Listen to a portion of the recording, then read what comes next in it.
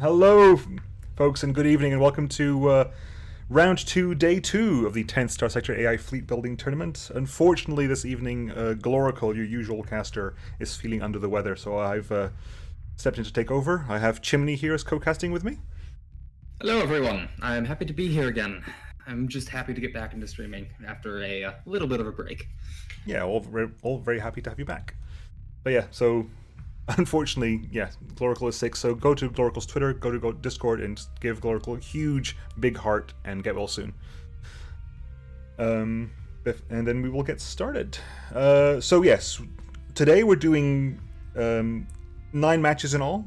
We're doing the 2 matches that weren't run on Monday because they were over budget, so we're going to start with those 2. Then we'll do the 4 matches that were left over from Monday.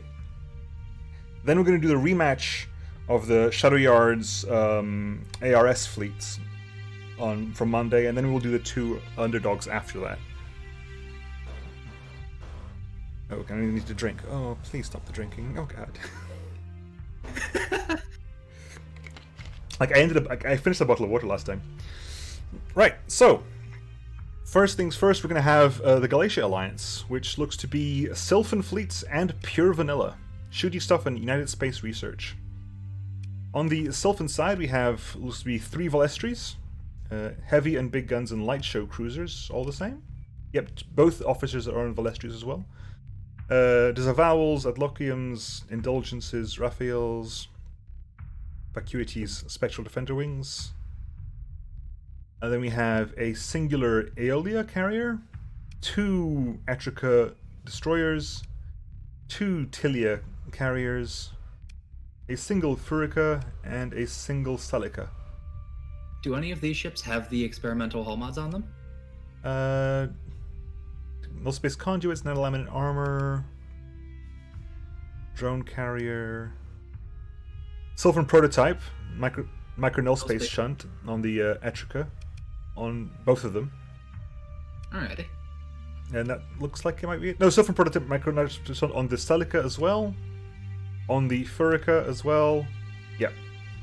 What is the Null Space Shunt? Is that the soft flux to hard flux prototype? Let's find out.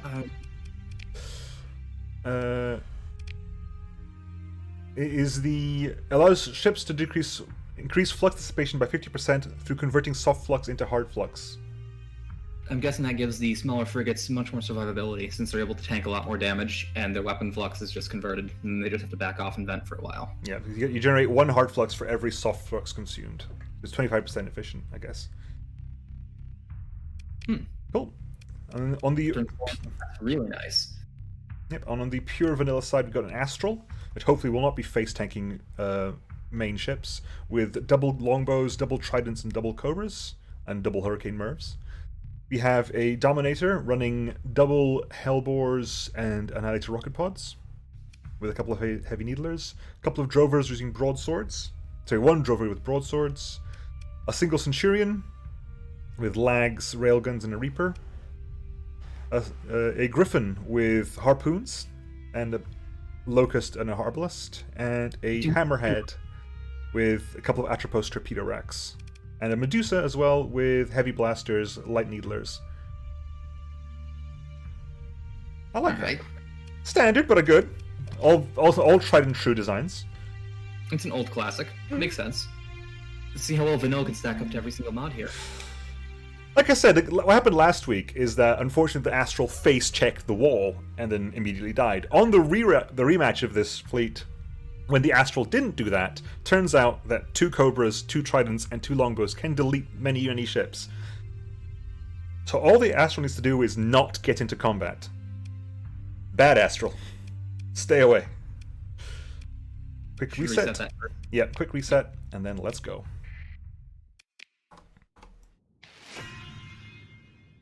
So, first wave, of course, is mid-tech pirates with 2 Falcons, 2 Eagles, 2 Cranes, 2 Bonnet Heads, 2 Shrikes, Bullies, Pests, High Tides, and a Niagara. The Bonnet Heads, of course, doing their customary double squall start. Oop, my phone just made a noise. Professionalism. Actual professionalism. And there goes the overload. Furica's overloaded. And looks like a Medusa's overloaded as well. Strike goes down to the Sylvan fleets. The Medusa is taking damage, however. Medusa is taking damage. It was overloaded by those squalls and has lost about a quarter, maybe 20% of its hull. Not exactly the ship you want tanking missile barrages. No, really. Not long-range kinetic squall barrages. So what kind of a duel is going on in the middle of the fleets right here? You have an eagle facing off against a centurion because, you know, that's how that works. Effective use of that eagle. Oop. But both their hides are on the left side of the map. I'm wondering if they, since they aren't shielded, they're up way too far. You know, these are tank high tides. They have been very tanky in the past. We have here Bonnethead has overloaded, being attacked by both the Cobras and the Tridents. Oh, it manages to recover, to put its shields up just in time to stop that barrage from just killing it off. Don't worry, the Astro has another barrage already. Yep, here it comes. Here it comes. Boom! Overloads yet again. It's about a third hull now. There comes more. Here come the longbows. Here come the Cobras and the Tridents. That Bonnethead is tanky. There you go. Bonnethead goes down. High Tide went down. High Tide technically went down first, as a tanky High Tide should. Niagara hasn't really done much. It's a scary Niagara. It's a pirate Niagara, true, but it is a HVT heavy Mauler Niagara, which is quite a scary salvo to deal with. The pirate Niagara still has the burn chambers, right? To accelerate or get into battle quicker? I believe so. I don't believe it's been replaced by an AAF. It has some shots in the Dominator now, but it doesn't seem to be rotated properly to take advantage of it. Pest goes down, Crane goes down. That Dominator's kind of dealing with several ships. It's actually okay with its flux amount. It's high flux at the moment, but it's not really being pressured super hard. It doesn't really seem to care. No. Although I believe its loadout's to blame for that. It has really low flux weapons aside from those needlers. The Hellbores and everything seem to be really, really efficient in this kind of a setup. Absolutely. Pest goes down. Valestri's bullying a Falcon at the top there. Bonnethead's still up, so those squalls are still shooting away. Centurion gets overloaded by the squalls. It seems to me like the player fleets are just ignoring the Niagara until they can just get a full surround on it. It's such a slow ship. It's not a bad call just to be able to stay away from its arc. And there we go. Longbow's coming in. It just got shot in the engines by the bully. Ooh. That's a third of its health gone. All the armor off one side as well. Bully goes down to the Medusa, looks like, with a bit of supporting fire from Sylvan ships. Here comes more. Another bombing run. Overloads the Niagara. One missile does get through. And here comes... The recall has happened. Here come the next bombing waves. Eagle goes down. It's turned away. Sable missiles in. Reapers coming in and Tridents. Most of them sneak past the shields. The shields were up in time, but it wasn't a slow expanding shield. It did not manage to get it up in time. Honestly, this is just more proof of just how strong the Astral is. The top tier vanilla ships are still terrifying, even in the modverse. Oh yeah, absolutely. I think it definitely should be that way, I believe. Like, I think they're so strong, like the Paragon and the Astral, that if anything was that much stronger than them, that is definitely qualifying as overpowered. Mm-hmm. Yo, we have a Falcon left here. Oop. Ooh, and a Crane down there. Oh, this is a really scattered battle. They just fragmented everywhere. Yes. The big issue, of course, is the longer the battles last, the PPT isn't recovering, so they have to do quick about this. Mm-hmm. CR recovers, but PPT doesn't, and you need to have the kill pressure so you can just kill them before it all runs out once your peak time's down. Absolutely. That Crane has lost a lot of armor right now. It's going to get pelted to bits. I know that PPT doesn't decrease if you're not near any enemies, even if you're on the battlefield. How many of these ships aren't decreasing PPT if there's only one enemy left?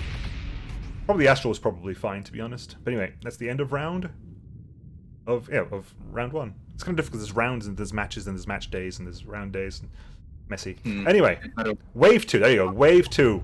The Great House of the Great House of Cassadar has arrived. Starting with the Enforcers all sliding into their own ships. They're coordinated, and they will always hit their own ships. They hit that charge off cooldown, I swear. Synchronized friendly fire. Absolutely. There you go. Oof. First one comes in, gets hit by pretty much everything that the Astral had to offer. The Astral's, however, alone. The Astral is alone with the Vendetta. This is not great. The Astral needs support. There is nobody there with the Astral. Not a singular ship there. Astral? You might want to back up. Nope. The Vendetta wants to play. The Vendetta wants to play. They're focusing hard on the Onslaught and the Metaphalica, but that Astral has absolutely no support right now. And it's not even taking care of itself. It's set. Oh, there you go. It has retasked its fighters. At least that'll make the Vendetta think twice without charging in. Maybe. Maybe. But it overloads it. It gets very close to overloading it. And definitely causes it to put its shields down for a bit. One Legion getting pummeled by Valestris and the Dominator. That Legion always seems to. Well, that is a Legion with the 4 Cassadar bomber wings, so it is a dangerous Legion. You want to get rid of it as soon as possible. The Medusa has arrived to take some pressure off the Astral. I think it's getting pressured itself now. Oh yeah, it's a sacrificial play, definitely. Or potentially a sacrificial play. It manages to get away with about a third of its hull. Medusa's 30% hull now. Hammerhead goes down. Medusa goes down. Enforcer goes down. We lost the Hammerhead as well. We're morphaging ships now. Centurion went down as well. Unfortunately, this isn't too wide of a fleet, so every ship that goes down is important. Yep. Vanilla is not playing wide, it is playing tall. Plus the Centurion as well. And now that the Medusa's dead, the Vendetta is, again, has no one to bother it. It's dealing with a lot of damage right now. It overloaded as well. Beautiful. Get those wings in there. The Drover's here as well. I missed the Drover. But will the overload wear off by the time the bomber wings get there? Don't know. The Sabos get in. They aren't synchronizing the Sabos with the high explosive. Never mind. There you go. Oof. So close. It is dead. That Dominator is being hit from 2 sides now, and it is very high flux. It has lost some armor. The Astral to say hi to the Metaphalica. Hi. Which is happening right now. Yep, that's a large part of its hull down. That's about 80% of the hull Metaphalica down in a single wave, supported by the Sylphan ships. The Cobra's coming in as well. Metaphalica goes down. Etrica went down. Onslaught still at about full hull, as is the Legion here is about 80%. So that Onslaught is doing work. It's been up there the entire time, just unloading on everyone. Which is a huge change from the very first week this was done, before the changes, where the Onslaught was extremely passive. It is now a very aggressive Onslaught, and it does far more work. This Valestri could well be in trouble, although the Onslaught is putting shots to the back of its own Enforcer, so that's nice. It always is. Yeah. Valestri, of course, using its ship system to only receive 10% damage for a couple of seconds. It does help tanking. It also has the unique ability for its shields to pop up at full arc, right? If I remember correctly. They don't have to arc out, they just come into existence fully defending it. No, they look like they're arcing out. No, but does it only happen after it uses its ship system? Dominator's coming in. Enforcer getting pummeled. Dashing back. All the purple lasers, all the little purple lasers, that thing is getting lit up in purple. There we go. Oh, Longbows have arrived. The longbows have arrived, firing shots at the Onslaught. That Onslaught's going down in the cell, though. Oof. A lot of point defense destroyed both the Reapers and I think most of the Atropos as well. So it stays alive, but very low hull. And very high flux as well, so it is getting severely punished. Ah, thank you, Nia. If the ship system blocks damage, it gets the instant deploy. Ah. Legion goes down, and Onslaught goes down immediately. Oh no. Shirika, danger of malfunctions due to low CR. Yep. Let's see if they can take out Wave 3 before they get CR screwed. Here comes Lud. 2 Nebulas, 2 Dominators, 2 bonnet heads, 2 condors, 2 mantas, 2 bullies, 2 gremlins, and at the bottom of the map, of course, we have the backup, 2 lashers, 2 hounds, 2 challengers, and the Lud onslaught. Which are all flanking the Astral. Yep, they're all heading straight into the Astral. And that is an aggressive onslaught. It can arrive quite quickly if it wants to. Astral, get back. Astral, no. No, get forward, Astral. Get forward, not back. Get forward. Oh, respectively back as an into the... The bonnet head got completely turned off there. Gremlin goes down, Nebula goes down. That Astral, however, is very high flux right now. It needs some support from somebody. The onslaught is right there, Astral. Uh-oh. Uh-oh. Chad. Astral. The biggest help it's getting are the Lud frigates getting in the way of the onslaught, and they all just walk away. Never mind. Yep, there you go. And it's gone. It's gone. This is not what you want to see. No. The Astral did so well staying back for the first 2 rounds, and that exactly punished it because the onslaught just arrives from behind. Mm-hmm. It's gone. Oof. There you go. Overloads at the very, very end. Astral is down. That is a huge damage loss. Yeah. A phenomenal damage loss. And Enforcer, not an Enforcer, there's a Drover and a Dominator remaining. Yep. And the Dominator has got the full attention of that onslaught right now. That shield bypass SO onslaught is within knife fighting range. Reach out and touch someone, because that is a severely close onslaught. It's doing its job at tanking, but it's not really receiving any support from its ally. They Nope. have all these cruisers that aren't even firing their guns. Yep, there's still also 2 Condors and 2 Dominators still active on the Lud side. Oh, this is not good. One head goes down. I was about to be happy that the player fleet was so clustered, but now it's turning into a problem rather than being a advantage. Yep. All that's left is the Drover now on the vanilla side. Onslaught's taking serious amount of damage though, and its armor is being shredded. It has pushed in quite hard, and they've got a couple of Alestries there just to punish it as well. So it will go down. I'm thinking that they will win this wave, but I can't say anything about the next wave after this. Absolutely. It's always one of those things that technically they shall reach the next wave, but their loss happened here. Yeah.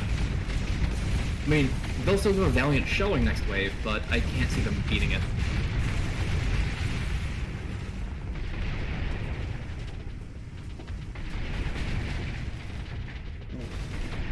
I've never seen SO Condors before. I'm not sure how much you get out of an SO Condor, to be honest. The safety override, it reduces the range of all weapons. Does it also reduce the range of fighter wounds? Not as far as I'm aware, although chat will probably correct me if I'm wrong.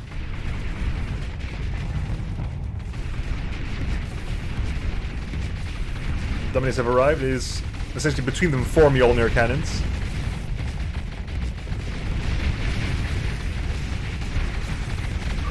That is a lot. There you go. I was just paying attention to this one over here. It did take damage to the system, and the shield would go immediately back up afterwards. Yep. The blocks that it just reroutes the block energy into shields. I really like that system and makes it deceptively tanky. Oop. Along with just having it's basically like a high-tech wall with a really effective defensive system and good flux stats. There you go. A hangar bay? Looks like it does have a hangar bay. You can see just there and there, hangar bays.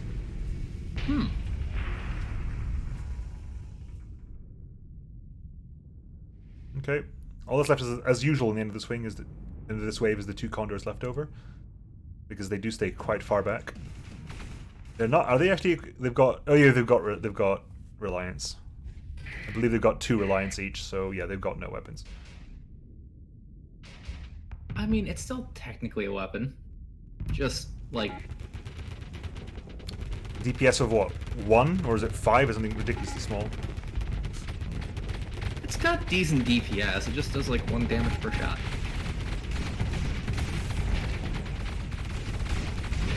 $50 DPS. There we go. Yeah, 12% of the Yell fleet remaining. That's just the Drover. That's the Drover and its 2 broadsword wings. Which are still around and flying. They're still there doing damage. Well, they are again. They're focusing on little fighters rather than killing the Condor. The Condor is right there. You need to deal with the Condor.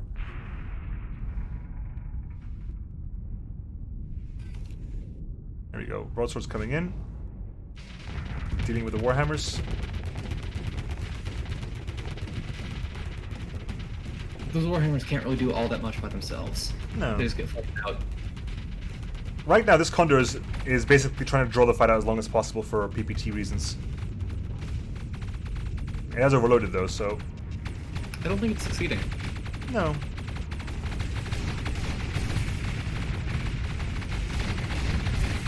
I mean, reserve deployment on a Condor is kind of terrifying.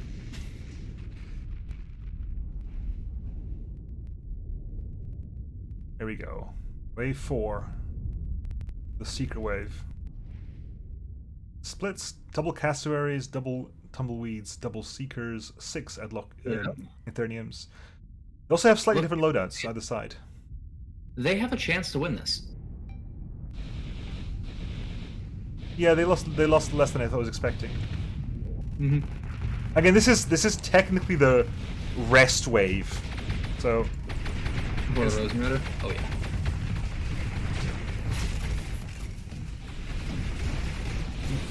There you go.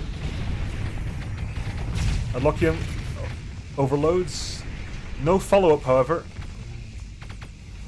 They're wrapping a little bit. Nope, they were just reloading. Yep. Well, one Eternium is down.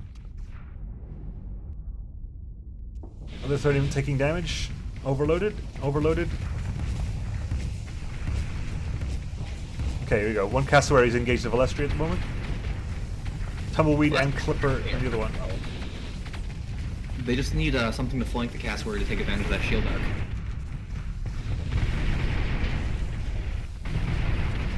There's nobody there right now, however. How is the Velestri frontal armor doing with the ship system? It's mostly okay. You can see a couple of weaknesses there and there, but that's mostly okay frontal armor. They've all been tanking so much on the front of their ship. This one suffered a little bit more. This one suffered almost no damage whatsoever to the frontal armor. It's intact.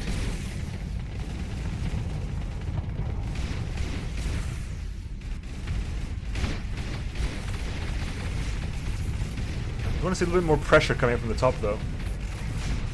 Well, there are mainly carriers at this point. Carrier, carrier, carrier. Celica is trying to keep them alive. Yep. Celica goes down. The fighters are just going between targets across the map and not focusing anyone down at a time. Yoli overloaded, although I think it will get away with this.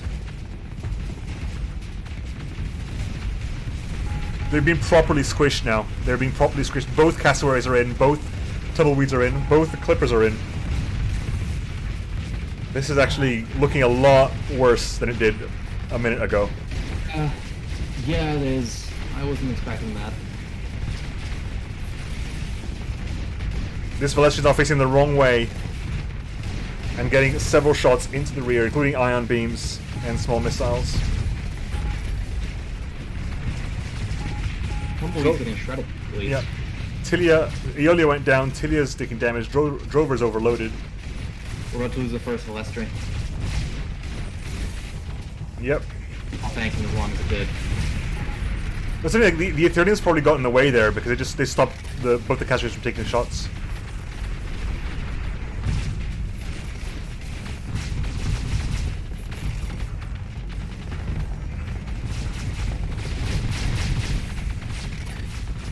Those Ravagers as well. They don't care about your shields. You have no shields when they fire at you.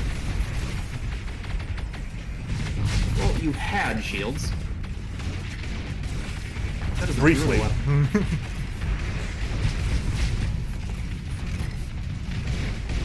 and every Ethereum carries 2 of them. Just even scarier. don't those have interference, so you should be able to carry more than one? I don't think they care. As in, there is an issue with it, but you can still do it. Mm-hmm. It's a little matter of, will this inconvenience me or you more? Ah, the inbuilt ones don't count. Imperiums have them built in. Oh. Well, that changes things. Doesn't it just?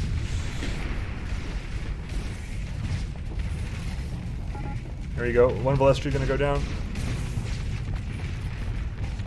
Being hit by...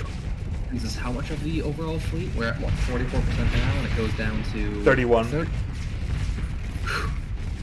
You have here one Velestri and 2 more carriers.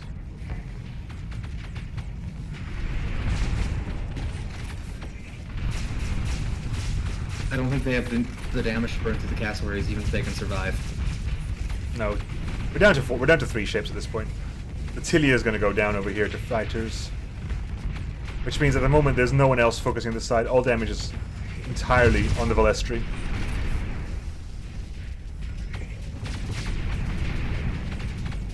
Fighting wings come in. Several claws coming in with all their AMP. Several sabos and ravagers. It's burnt. It's turning the wrong direction while it's flamed out. Oh, just a Tilia left. A single Tilia. There you go. I think the servo should overload it. Oh, very close. The comms on that Tilia, just help. I don't think you're gonna help, I'm sorry. Respectable finish, but I think when the Astral was just surprised by the onslaught, and that was a lot of the burst damage is gone right there. If that Astral survived, it would have made the change. They just couldn't keep it alive. Hmm. Yes, very scary as well. If the Ethereum's built-in Ravagers have no interference, that's also a lot scarier. Yeah, really good comment from chat. This fleet inversion every wave setup really hurts the slow backline ships like the Astral. It's a really good point. They're unable to keep battle lines unless they can redeploy themselves quickly, or you have, Swiss Army ships. We have had situations where the support ships managed to get around to the bottom first, but I think that the Astrals are just doing such a stellar job of just staying well away from the first 2 waves that it just that bit it when it came for wave 3. So who do we have next? Gamer Team 6 from Tomato Paste and Jaganite? Indeed, we have the Jeanne Empire. Many of these ships I don't actually am aware, and Shine On, we have a couple of Olkazan class destroyers with Mark 9s. We have the single Oculclop, I think that's how that's pronounced. I was told to pronounce it. That is extremely tanky, and also has really nice maneuvering jets. But it stayed alive a long time last week. A couple of Gauss cannons on that. And it's 2,000 armored weapon mounts, ITU gyros, 22,000 hull. It seems pretty decent with a huge flux capacity. It is a tanky ship. We have here a Cheborog Z1. I don't believe this was here last time. So it has apparently a Sharik heavy demolition torpedo, Mark 9s, has a burst drive ship system with an ITU built in, and we have 1, 2, 3, 4 Oyoho M1s little frigates, sabos, and machine guns, and an auto gun. Built in. I'm assuming that's built-in surveying equipment. I would hope so. And a Bulo class red team frigate with point defenses and torpedoes. Then we have too many ships on the other side. Which is, there's just too many ships there. It's just too many ships. We have the Odyssey with a Hurricane, a Tachyon, and a Plasma Cannon, and some Sabopods. We have 4 Shrikes, looks like over there, laser light. Yep, with antimatter blasters, pulse lasers, Sabo SRM pods. 1, 2, 3, 4, 5, 6 Omens with Reapers, antimatter blasters, and pulse lasers. Omens are one of my favorite ships in my fleet at all points in the game. They are such amazing little frigates. Yeah, and someone said a wolf. There's a wolf in there? Yeah. I don't see a wolf. Did I miss a wolf? Yeah, 1, 2, 3, 4, 5, 6, 7, 8, 9, 10, 11 Mercuries. What do those Mercuries have? Harpoons. Triple harpoon Mercuries. Oh. They're not even linked with a light machine gun, though, so are they going to fire them all off, or...? They have expanded missile racks and harpoons. That's literally it, I think. And we have 5 Hecates with Sabos, IR pulse lasers. No, actually, it's 4 Hecates and an additional Mercury with Reapers. The Fleet Anchor Death or Glory Mercury, triple Reapers. And a couple of backwards. And a couple of Vortexes with a couple of Hexblade wings each. Basically, it's a lot of harpoons coming out of all the Mercuries. How are they planning on getting the shields down to have those harpoons be effective? I'm hoping that comes from the Zan side. Mark 9 autocannons over here. Gauss cannons on the Ocuclops. Mark 9 autocannons. There's a lot of kinetic damage on the Zan Empire side. So if they manage to coordinate that well, that'd be good. Anyway, shall we? We shall.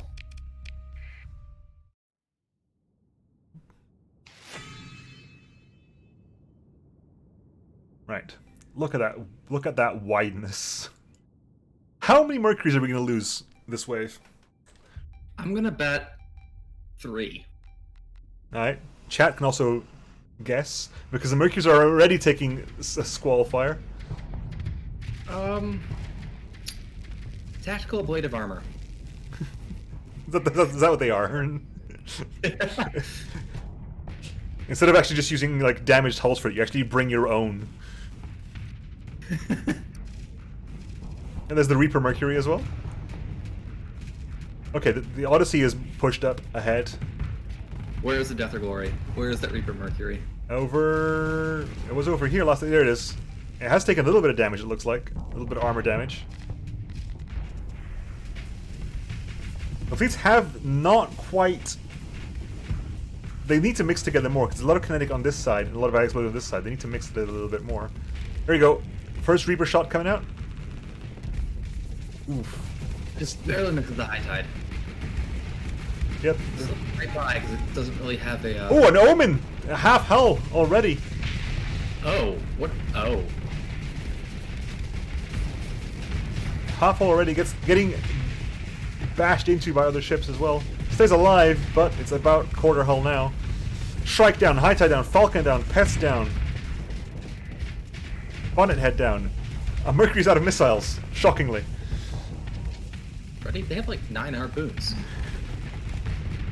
They have 18 harpoons this round. They'll have 9 for the future rounds, but they'll have 18 harpoons now. Oh yeah, you're right. I wasn't multiplying it. Omen goes down. An Omen has gone down. And it wasn't the Omen that was hurt before, this is a fresh new Omen go down. Another one is very low hull right now. Bully has gone down. Bully has gone down. The strikes come in to attack the Nirvana from the front. Hexblade surrounding the Niagara. Did I say Niagara? I think I said Nirvana. Oof. Flames on the Shrike. It is getting toasted over there. I'm amazed these Mercuries are firing all their missiles off, and we haven't even lost any yet. There we go. Harpoon kill on the crane over there from looks like a bunch of Mercuries, so that worked out. Crane over here, overloaded. Niagara has gone down. Shrike taking a lot of damage. There we go. Odyssey dashing in. Plasma shots coming out. Oh, that is a plasma cannon. Plasma cannon, Tachyon Lance, and a Hurricane Merv. Bonnet Head goes down on the left-hand side. Several Omens are at low hull, though. Like, that Omen has very low hull. That Shrike's got very low hull. That Omen's got ridiculously low hull. This Shrike's taking a lot of damage as well. I will eat my words. Not a single Mercury has been lost. An Omen has, though. Which is... very strange to me. Yeah, I know. Anyway. That doesn't... right. There we go. A dead eagle. Okay. 96% left for Yellow Fleet. Zan yet to take a single hit of damage. They are so wide, however, that the post-wave like reset really puts them very close together. Mm-hmm. You know, I suppose that if you don't have carriers in your fleet, just stuffing a bunch of missiles on Mercuries is an acceptable replacement for bomber spam. I suppose it is, yeah. Okay, Mercury has taken damage. This is coming in. Okay, here we go. Oculclops duking it out with the onslaught. Strike is taking damage, however, as well. Keep an eye on both of these at once, shall we? Somehow. What is that Vendetta aiming at? What is what aiming at? Sorry. The Vendetta. It's just kind of firing its missiles off into the great void beyond. I think I was trying to attack some Mercuries. There you go. Bomber Wings didn't really manage to fire a single shot off. They were stopped by a lot of point defense.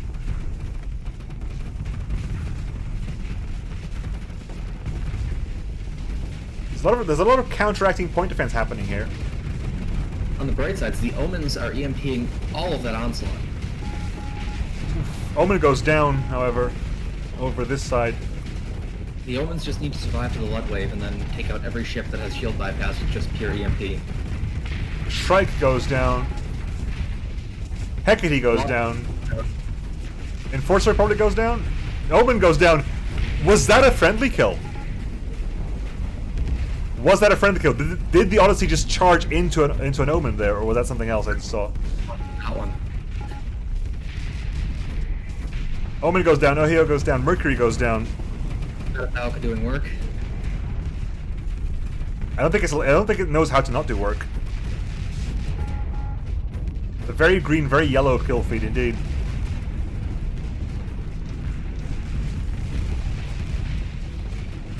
The Odyssey is being pressured now by Falca and by the Legion.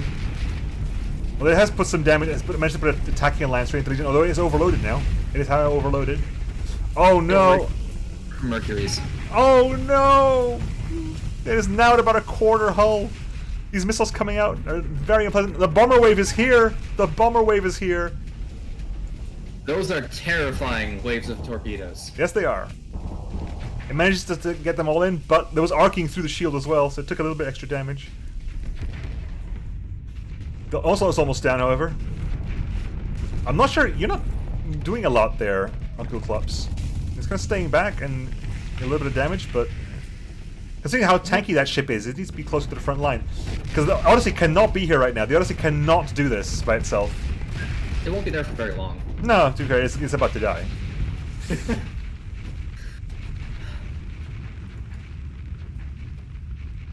Well, it's technically not there any longer. Oof. Legion just... Legion gets charged, but Mercury gets charged by the Legion. Oh, man. The onslaught is down. That is a dead Legion as well. Is being unloaded into by everyone on this side. Yeah. Odyssey needed to switch blazes a long time ago. The entire fleet, the fleet has been pretty much like split down the middle. I don't think I've seen many Zan tech ships on this side at all. Mercury goes down. Legion goes down. So that's left here. We got Legion and the Metaphalica, and the Vendetta left, and 1, 2 Enforcers looks like. But at the moment they're just deleting the Mercuries as they go. The Fleet Anchor Mercury is still here. Reaper Mercury is still around. Vendetta goes down. It's the death of glory. So far it's choosing glory. I approve. But has it fired a Reaper yet? Nope. Okay, has not fired a single Reaper yet. So it chooses nothing. Yeah. Another dead Hecate. That Legion is not taking any prisoners. It's coming in, dashing in, and just shooting everything out. Another dead Hecate. That Legion just doesn't like frigates. It does not. I think it feels personally insulted that they're using frigates as fighter bombs. As fighter waves. Here, let me show you a real bomber. Yeah. Oh, that doesn't look good. Ooh. Overloaded immediately in half a hull. Oh, that's a dead Mercury. Not Death or Glory, though. Death or Glory is still alive. Death or Glory is still alive. Legion solo? Death or Glory Legion solo? Yes, do it. Oh no. The Legion wants it. It has 4 bomber waves coming after it now. That is a very, very hated Mercury. Run! No, don't fight. Oh no. I think that was 1 torpedo. That was just 1 torpedo that actually got the hit there. The fleet anchor's gone. Yep, fleet anchor is gone. We're down to 22% left of high-tech ships, and it's pretty much the Vortexes and a couple of Mercuries left. Vortexes are amazing ships. They are very good carriers. There we go. Octoclops here, facing off straight into the Metaphalica. It is running very high flux though. It's nowhere. I don't think it needs to be more flux efficient because it can't fire all of its weapons all the time. Whenever it fires the Gauss cannon, its flux just climbs so much. Mm-hmm. It has a very, very deep flux pool, but no flux dissipation.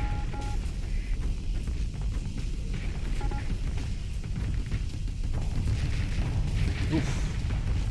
They're even focusing targets right now. They're just firing everything. Everything? Everything! Pretty much. Yeah, that's the best way to play Starsector. Metaphalica has not taken any hull damage either. It's barely taking armor damage.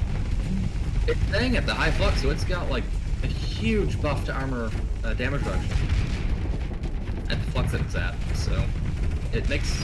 I like that it isn't venting. It wants to be there.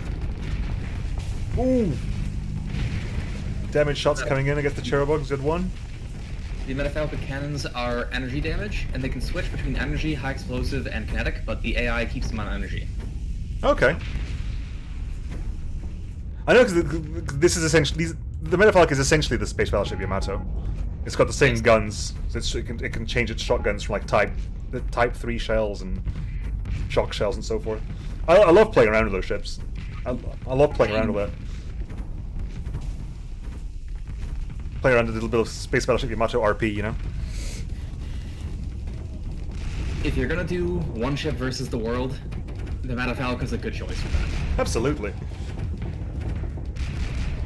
Although I have to say the HVV for the Yamato, the wave motion gun's too fun to pass up. Time flies when having fun with numerous broadcasts. Keep up the good work, buddy. You are smashing it.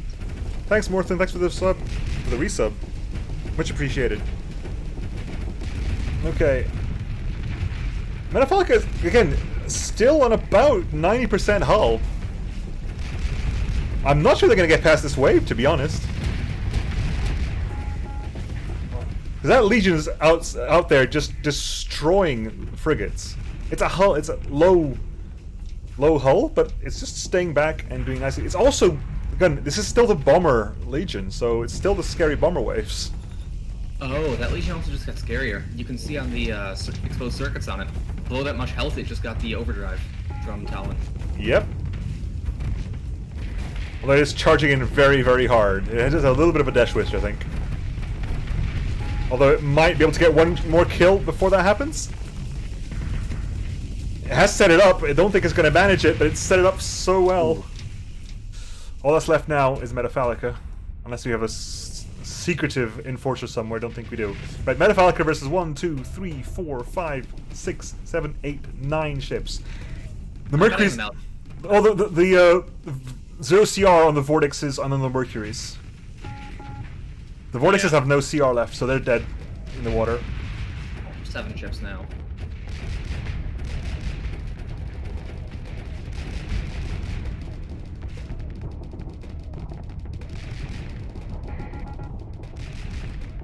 You go back. We're getting really high flux in those Gauss cannons. Yep. Oh, its armor's pierced. It's taking hull damage there. It has no armor left on the left-hand side. It has to tank. If it wants to armor tank, it needs to armor tank on the right-hand side. They will get through this, but the damage that this fleet has inflicted upon them is severe. Are you sure? Because it's only the 2 ships on the player side that are above like 0 CR. The capitals. Well, they've got between them, they could have a lot of kinetic to keep the shields down, and it can't really tank on one side anymore. It can't attack on that side. That's the side it needs to keep away from things.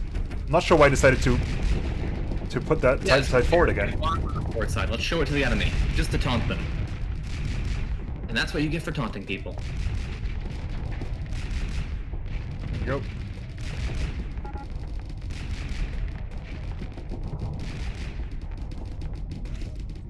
The Ghost Cannons again facing against the fighters. I'm not entirely sure why. Shoot the main ship, not the small fighters. There we go. And the Metafalco's stuck on the 5% CR frigate. Okay. Oh, it's... This is close to both sides now. Or is it? Oof. Oh no, it's turning away. Oh no! I think it's trying to keep its armor away. It's trying to get fresh armor. It's trying to, is it trying to flee?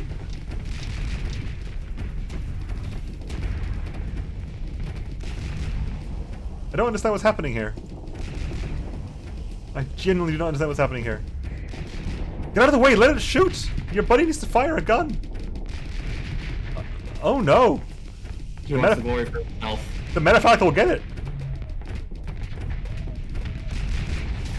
The Metafalco will get the kill!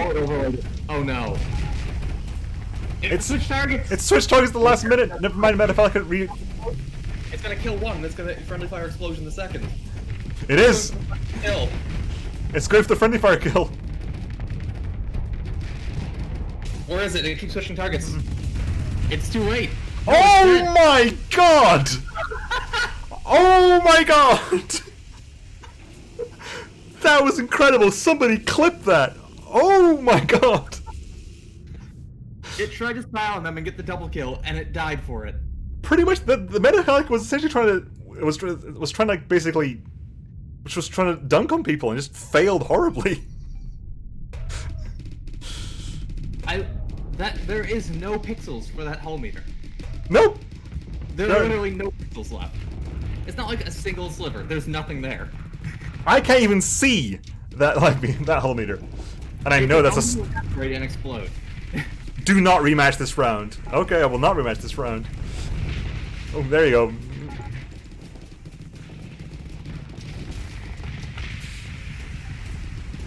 Oh no. Goodbye. Wait, it lived.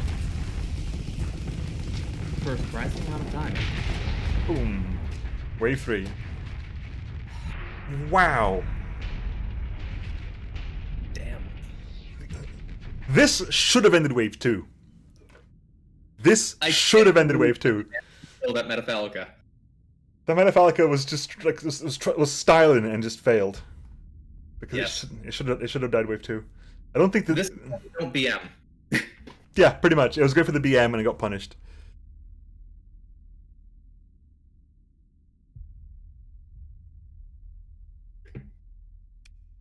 Oh.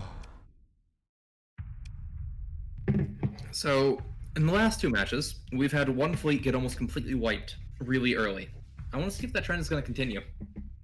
Now, well, let's see about the what do you think of the high-tech fleet? 'Cause the high-tech fleet didn't do that much. I was surprised that the Omens died that quickly. But again, yeah. I don't think the Mercury's added that much. No. The only way I've seen Mercury's work is if they have one of their weapon slots set as a light machine gun and then a link to the missiles, so they just fire every missile every time they get in range. And it's like a mix of sabos and harpoons. That's the only way I've seen the strategy work. Okay. And they just have all the missiles on all of them, so it's not reliably firing. So what slot would you put the machine gun on then? One of the front slots? Honestly, yes. If you put it, what's the rear slot? Does it have 360 degree or is it only backwards? I think it's only backwards. It's not. Well, let's find out. In that case, Let's get. We have the technology. A rear slot has about maybe 210 degrees, I'd say. I would put it on one of the front slots, and I believe the harpoons are more mobile. So put machine gun and sabo on a front slot, and the harpoon in the rear slot, because you also want the sabos hitting first. Yep.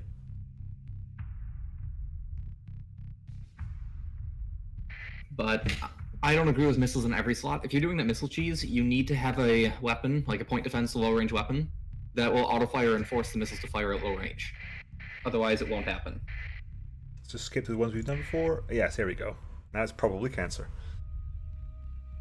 Snowblind and comes with the SRA II fleets, the SRA and the Interstellar Imperium. We have. Oh yes, this is the Tartarus fleet. Okay, we have a couple of Delphis. Delphis running Storm Blasters, medium CPCs. We have a single Minaret running Stiletto ASMs. We have one. Hang on, this is a heavy beehive cruiser with Storm Blaster, Baragol RMs, Apri Hive missiles, medium CPCs. Second Minaret as well, and a couple of Clades. Yeah, so it's hang on, 2 Delphis, 2 Minarets, 3 Tartarus, and 2 Clades. Clades running Storm Blasters and Wave Pulses. I thought we had more Wave Pulses last time. Is that not been the case? Is the Tartaruses? I thought the Tartaruses had Wave Pulses. Maybe I'm mistaken.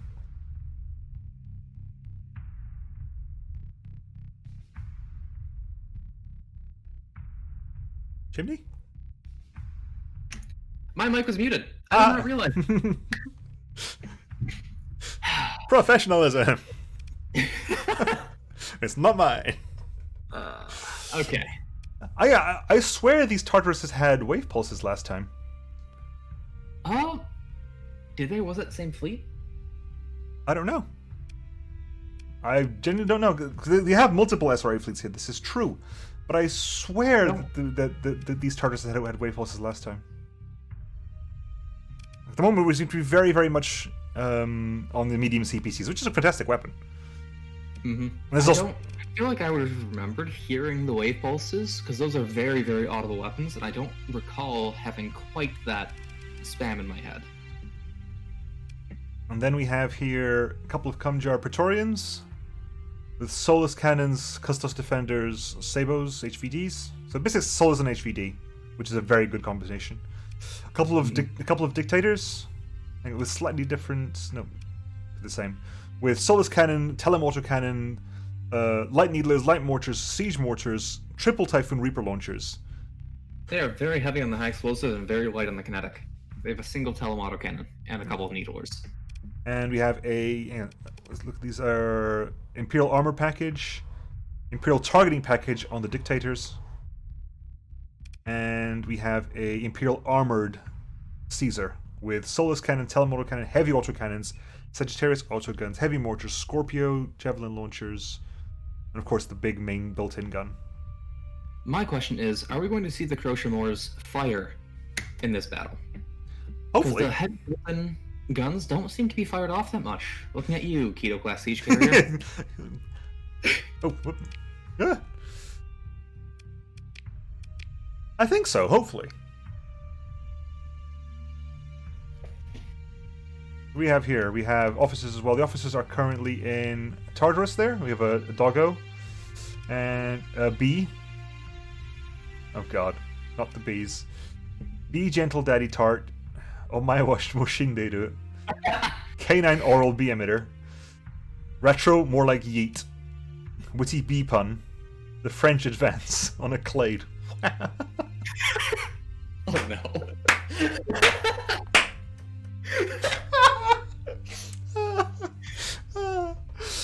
Thick Ship Girl Waifu on the Delphi. Nothing Personal Kid on a Minaret. Beeline for first place on the Tartarus. That needs to be blades. Yeah, and then there's common ships that don't really have a naming scheme, other than the very obvious one. I know which fleet I'll build for next round.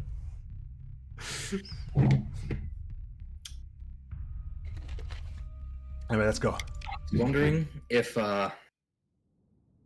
Yep. how badly the Imperium fleet's going to get surrounded with only 5 ships. We'll have to find out. Okay.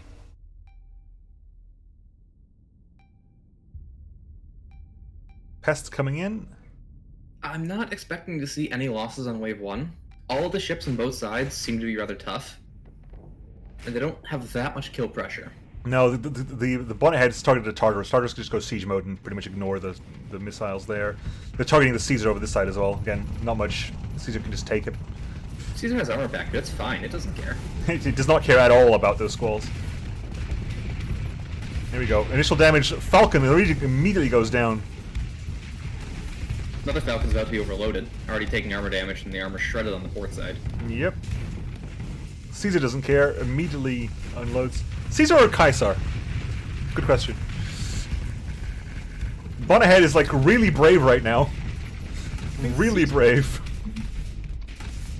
I mean, it was venting right in front of it, but then it stopped venting. Crochamorse? It's right in front of you. You can't miss. Nope. This is the system. They don't like using their built-ins, even when they're such good weapons. There we go. Another face vent in front of 2 flaming pests. Hang on, was that it? Did it fire that? I think it fired the Crochamorse. I wasn't sure. I'm trying to keep. I was looking at the other side of the map at that point. Yeah, I'm keeping like one eye on the Caesar to see if it does fire that at some point.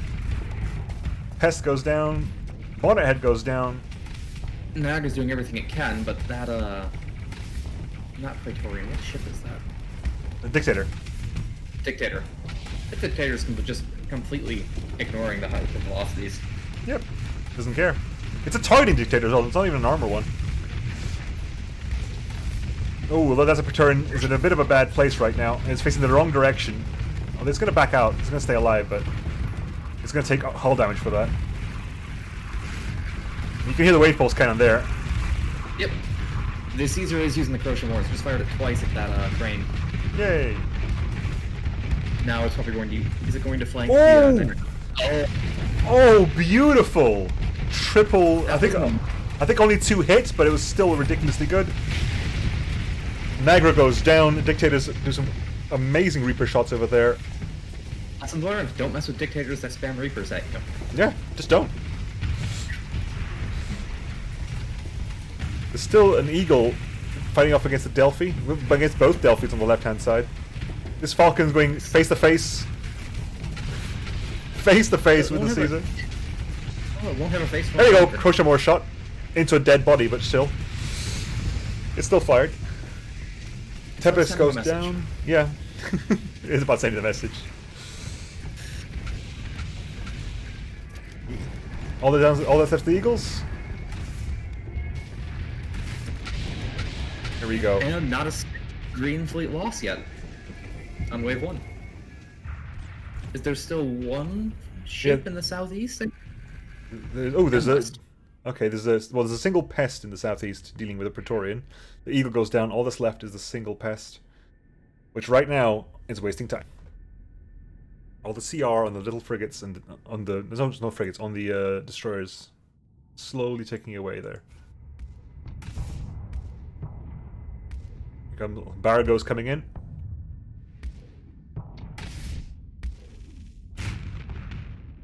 Swerves to avoid pretty much all of them, although I don't think so. It can now. There you go. It gets overloaded by the Baragos. Okay. Oh no. The Barago swarm. The Barago swarm. Hit it. Hit it. Oh my god, hit it. This pest is being a pest. Just won't die. It's a pesty pest. Woof. Right. Now, the formalities are out of the way. The first real challenge. Caesar's like, I'm expecting to see some losses, but no cruiser or above ships in this wave. no, sorry? I'm expecting to see ship losses, but I don't think any cruiser or capital ships are going to fall. Okay, here we go. So Vendetta just charges in. Crusher Moore's shooting off immediately. Tartarus is in siege mode already. Javelins coming out against the Vendetta. Dictator getting hit by several missile waves. Crusher Moore's against the Legion. Another Javelin wave against the Legion this time. Also, has already had to overload to. I can't let this flip. They're slow. Oh, it overloads. Unfortunately, that overloaded to the Javelin Swarm, so there's no immediate follow-up to that. It will get away from that. Onslaught charging into a couple of Delphis. Legion charging into the Tartaruses and the Dictators. Tartarus is just unloading on the Enforcers and likely going to kill one or more of Ooh! them soon. Oh no. Oh! Just ran out of fuel. Whoa. Bumped off the shield. Praetorian goes down. Caesar now is taking a little bit of it's a very high flux right now. It's dealing with essentially the Legion, the Vendetta, and the Metaphallica. The Metaphallica can't really shoot right now. Oof. It is overloaded. It's overloaded. It is overloaded. It can take some damage, but it doesn't really want to be there forever. No, this is like the one free overload it gets before it loses all of its armor. Legion's about to explode though, thankfully. Enforcer goes down, Enforcer goes down, Enforcer goes down. It's taking hull damage now, so it has lost armor. I'm assuming on that front right side. Legion goes down. You can see the Caesar. He's just saying he's fine. I can withstand this. Onslaught goes down to the double Delphis. Yeah, has lost frontal armor, pretty much. Crusher Moore's firing. Hit the shield of the Vendetta, unfortunately.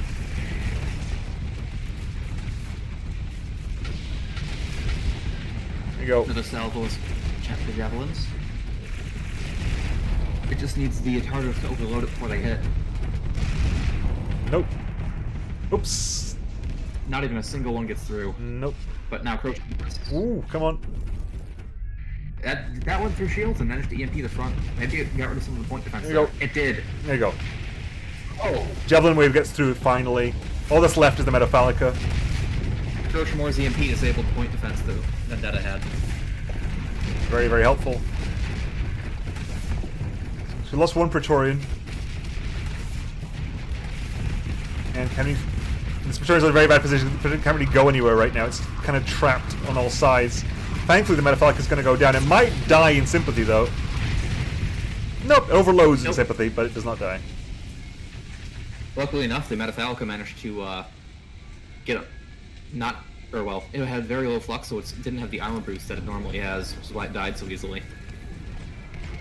Okay. Here we go. Incoming Lud. Immediate shot into the Manta with the Crusher Moors. Bon ahead, getting focused down by both Dictators and the Caesar. And a bit of Beehive spam as well. It overloads. Has taken some damage. Will there be a follow-up? Doesn't look like it. They're focusing now, changing to focus on the Dominator, who's chasing a Tartarus. On the left-hand side, double Delphis dealing with one Delphi dealing with essentially Bonahead, Dominator, Manta, and a Gremlin and a Bully. That Delphi won't survive. That Delphi is in serious trouble. Not a single ship is going to assist it either. Nope. They've written it off essentially at this point. Mm-hmm. Bonahead goes down. Wasting... Delphi goes down. Javelin Swarm about to hit the Dominator. Not quite. Some of them got through, but not all of them. Mm-hmm. Nebula got hit by several shots from the Caesar there, pulling back. The Onslaught has arrived. It's dealing with Dictator there. Bit of Tartarus support, but they're not really committing to the support. I don't think the Dictator needs it. I may have lied. The Dictator needs a lot of help. It needs help. It needs some support. It can't just stay there forever. It just lost half its hull from the Sabo Swarm. I shouldn't have said anything. I'm so sorry. Caster's Curse. It here goes down. No. It wasn't me this time. Nope, I should know better by now. Manta goes down. Dominator got to go down. It is, but wrong Dominator.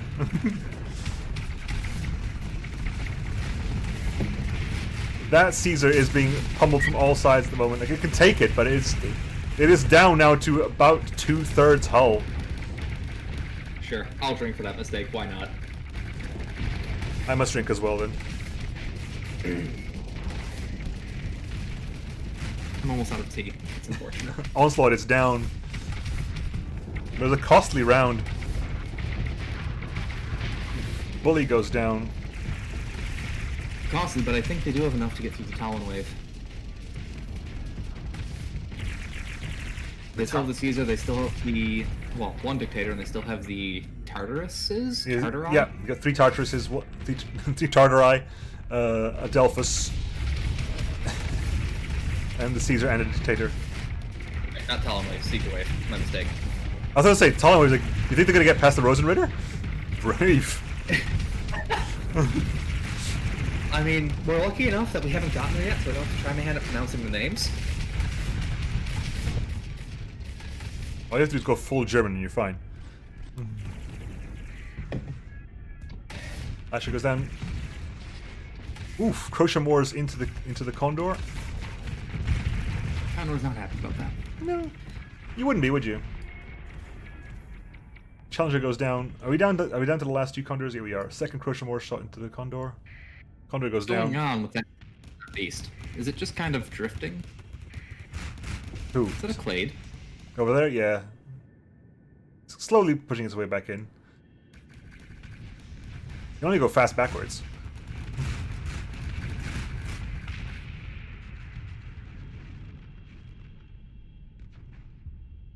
Okay. Now comes Seeker Wave. And they're pretty much on the left-hand side, so if they commit to this side and wipe it out quickly. Like, I always think that the trick to this wave is you have to commit to a side and take it out. Yes. Luckily, the entire Green Fleet is near that side. And they have their capital frontlining.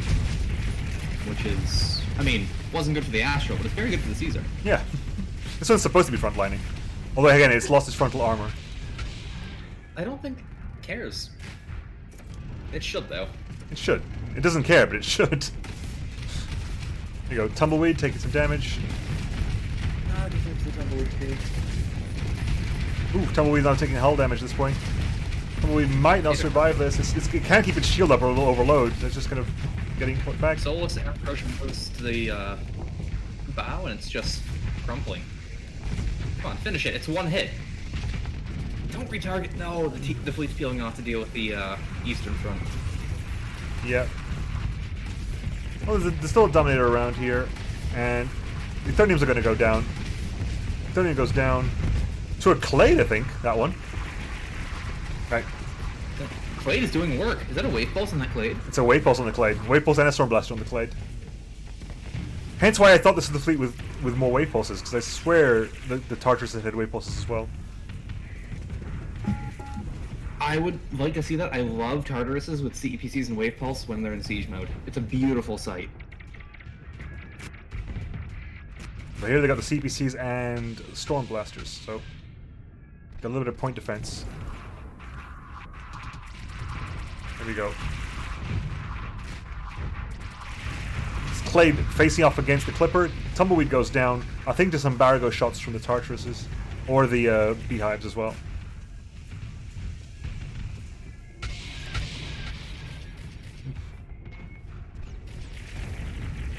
We're down to maybe, what, 2 Eterniums, I think? 3 Eterniums left? Oh, overloaded Tartarus at the top. What I am happy to see, though, is one fleet wasn't destroyed. They're both dying at the same rate. It's not like one fleet just vanishes in the first couple waves and the second one has to solo it. This is now a dead Cassowary. Done. There you go. Beautiful done. I didn't like the Javelin waves, but I'm kind of liking the slow encroaching doom aspect of them. They are very... The timing is far more key on them because they are very slow. But they just have that ominous red glow, and they move slowly. It's just... I don't know. I like the Clade drama. soloing Ethereum over there with fighter support as well. He's sitting in front of it with wave pulse cannon. I always thought the Clades were a meme. They're actually doing work. Oh yeah, they're doing really good. Drink for the Tartaruses. Sure, I'll finish off my tea.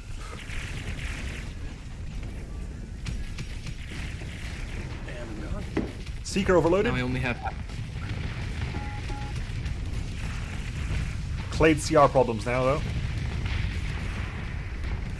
Tartarus overload, but I don't think the cassowary has quite enough threat. This is a cassowary with a heavy molar battery and the ultra cannon, so Never mind. it's not as scary as the double Mjolnir one. If it's not, it can't capitalize as quickly. I think. Here comes the javelin wave. Yeah. Although they're gonna burn out before they get there, unfortunately. Although the Reaper's Those not. ones walk. One of them gets through. Crochet Moors gets through as well. The javelin wave. It's gonna die before those javelins get there. Second javelin wave. Maybe. Yep. They die too soon. All that's left now, I think, is a Clipper. Is this Clipper over here, which takes out a Clade as its last guess, Oh no. but gets destroyed by the Minaret. Right, Rosenritter, which I believe is the first Rosenritter of the evening. It is. There's only 3 ships on the left side.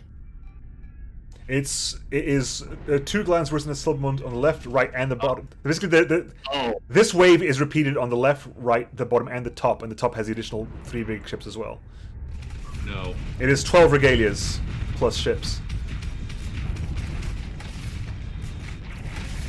It's about, can you either kill the Regalias quickly, or kill the capital ships quickly and then deal with the Regalias afterwards.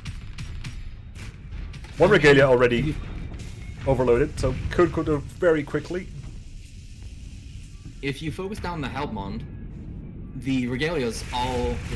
And the other capital, I don't remember the name of it off the top of my head. Nachtgesang. There's a Hauptmond, Nachtgesang, and the Mondlicht. I believe the Helmond and the Nachtgesang both have ship systems that buff all the Regalias near them. Well, the Nachtgesang definitely does. That's what this big red circle is. Yeah, oh, that's true. The Helmond just gives them buffs in the logistical sense in the campaign screen, not the battle screen. So they need to take out the Nachtgesang. Nachtgesang, indeed. Mondlicht overloaded and took a bit of hull damage. No one could capitalize though. 3 Tartaruses though dealing with the Nachtgesang, although there is a Regalias on the right hand side pushing in, stopping that from being fully coordinated, pushing into that Delphi over there. You're being distracted by a single Regalia. Tartarus are having CR problems now. They've been fully distracted. They've been pushed out of being able to deal with the Nachtgesang.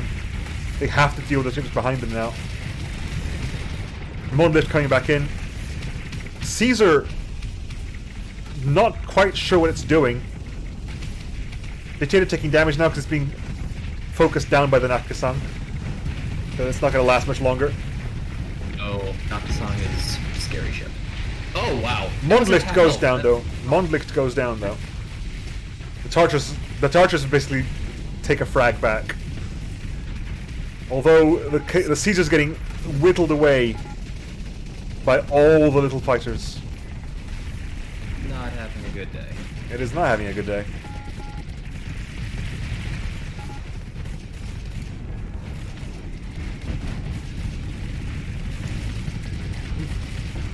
I've not seen Regalias go down yet, unfortunately. This looks like this one. It might work here though. There you go. What's the point defense? Solid. Okay, Silver Bullet goes down. 1 Silver Bullet goes down. What are we down to? We're down to a Clade, 3 Tartaruses, which are very... Well, 2 Tartaruses, sorry. And the Caesar. Oh, you're still alive, buddy!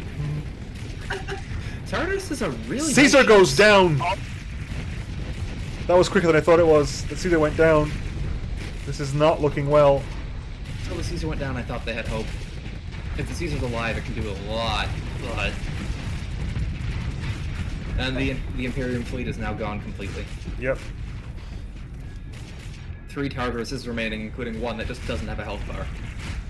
Nope. Duct tape. A lot of duct tape. Only duct tape. It's just duct tape. The Clade is at 50% hull as well, but the guys are pushing back hard right now. 45% CR on the How does Tartarus. that one still have like 97% hull?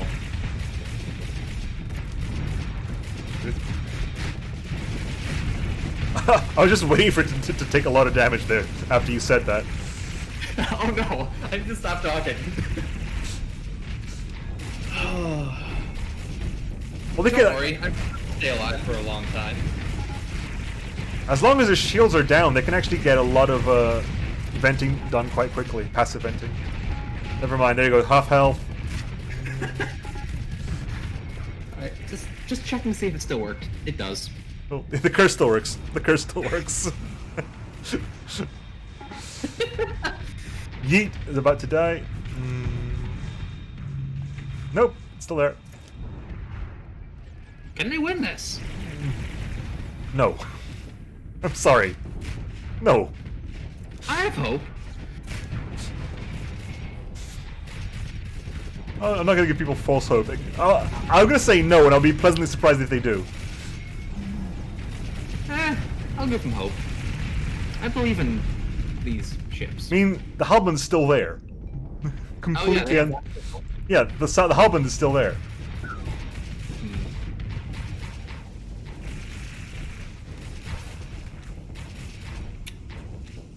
At least they'll take out that frigate. That's a carrier? Which one? That one? Yes. No, that's the smallest regalia. It has a fighter wing. They all have like funnel bits. These funnel bits, I believe. Oh. Oh, they did take it out. Fair enough. I stand corrected. They have done hull damage to Nakasang. There is hope still. Futile hope, but hope. And the one at 0 health is the only one remaining. Is the Clade still alive? I think the Clade's still... Oh, okay. There you go. I will say though, when I think after the non-canon week, when I was testing the new AI that Tart came up with, I tested it on this fleet because this fleet wasn't supposed to be a fleet I was going to be streaming. It was meant to be one of Glorical's fleets, so I didn't mind testing on this fleet because there was no surprise for me. And this fleet got all the way to the Rampage, removed one of the wings of the Rampage, and took the Rampage down to 25% hull. What? This wave, because the Caesar stayed alive to the very end.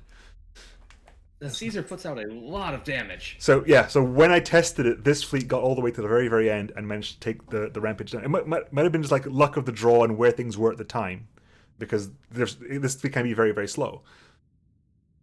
But the damage potential is definitely there. That's really, really nice. That's... Is it fleet comp or the strength of the ships themselves? I don't know. Or what? Random chance, pretty much. Because I feel like they went more tall than wide, but they had enough ships that were tough enough to survive. I feel like the fleets that have lost in the earlier waves have too many ships that are stuck in a single role, while these ones have a lot of multi-role, and these have far more battleships than carriers, contrary to almost any other fleet that we've seen. The curse is actually real. I guess it's kind of like fantasy football in that sense. Like fantasy football is never as good as the real footballers are never as good as actual fantasy footballers. Reality is real, unfortunately. Theory crafting is fantastic. Reality is real. So I don't think that this fleet didn't collapse. This wasn't like, oh my god, something happened really bad early on that completely destroyed it. No, it wasn't that. There was no like really bad incident for this fleet. So I don't think anything uniquely happened that wrecked the fleet. You think so, or do you think something specifically happened very, very badly?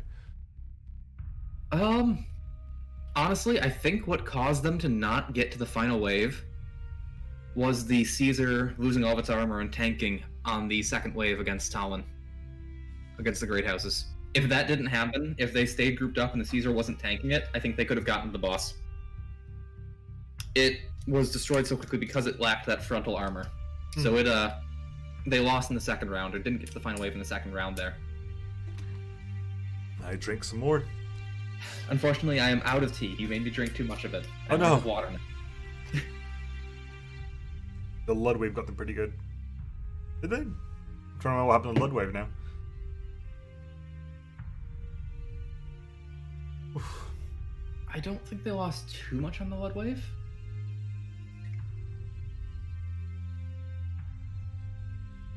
And so let's have a look. What do you have again? What does Imperial Armor Package do? Because I know it makes the Shockbuster, like gives it a few charges and makes it AoE knockback. The armor package just makes it really, really tough. Doubles the armor points and adds an additional 200. Mm-hmm. Effective armor strength for damage reduction is halved. Maximum armor damage reduction is reduced to 70%. EMP damage taken reduced. Weapon engine health goes up. Maneuverability goes down. And the Shockbuster every ship. All nearby ships has a lower targeting range, reduced effectiveness against ships, and 2 charges instead of 3. Increased range versus missiles and increased flux cost. Would a different Imperial package have served them better, or is the armor package necessary on this? Because that was their main damage, and it seemed like the Dictators were really good at tanking. What if they switched? Would it have been better or worse to switch the targeting unit to the Caesar and the armor package to the Dictators? I don't know. Because it does have 3,400 armor. It's extremely tanky. That's true, but it was all stripped in a single salvo, and it's on your main damage dealer as well. So also around the front over there, yeah, it's an interesting thing. How effective is armor with 85% compared to this? It's a good question. Like, is 85% armor is essentially 1,600% at 85%, 1,600 armor at 85%, or 3,400% at 70%. And I think numerically, 3,400 at 70% is more armor, effectively.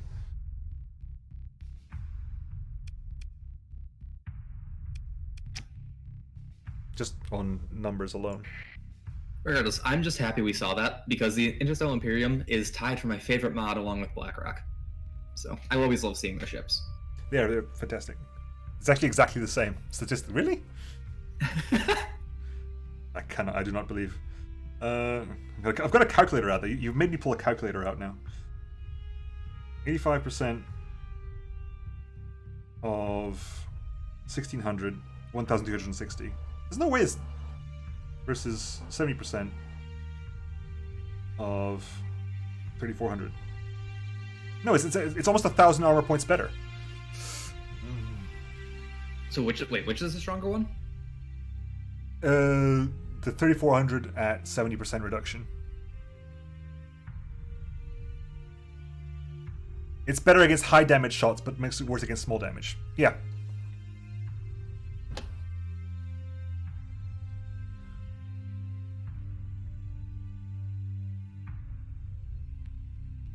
So it's 85% damage reduction. Oh yeah. So it's the other way around. Still, the math still works in my advantage though, doesn't it? So hang on. 30% times 100.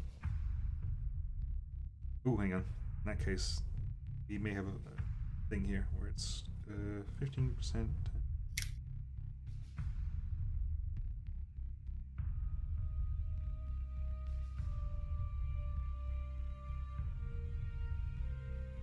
Wait, what? Weird.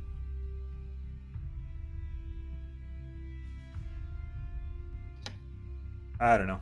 Maths. Anyway, next. We have now Yggdrasil's Electric Time Bandits, which is vanilla low-tech,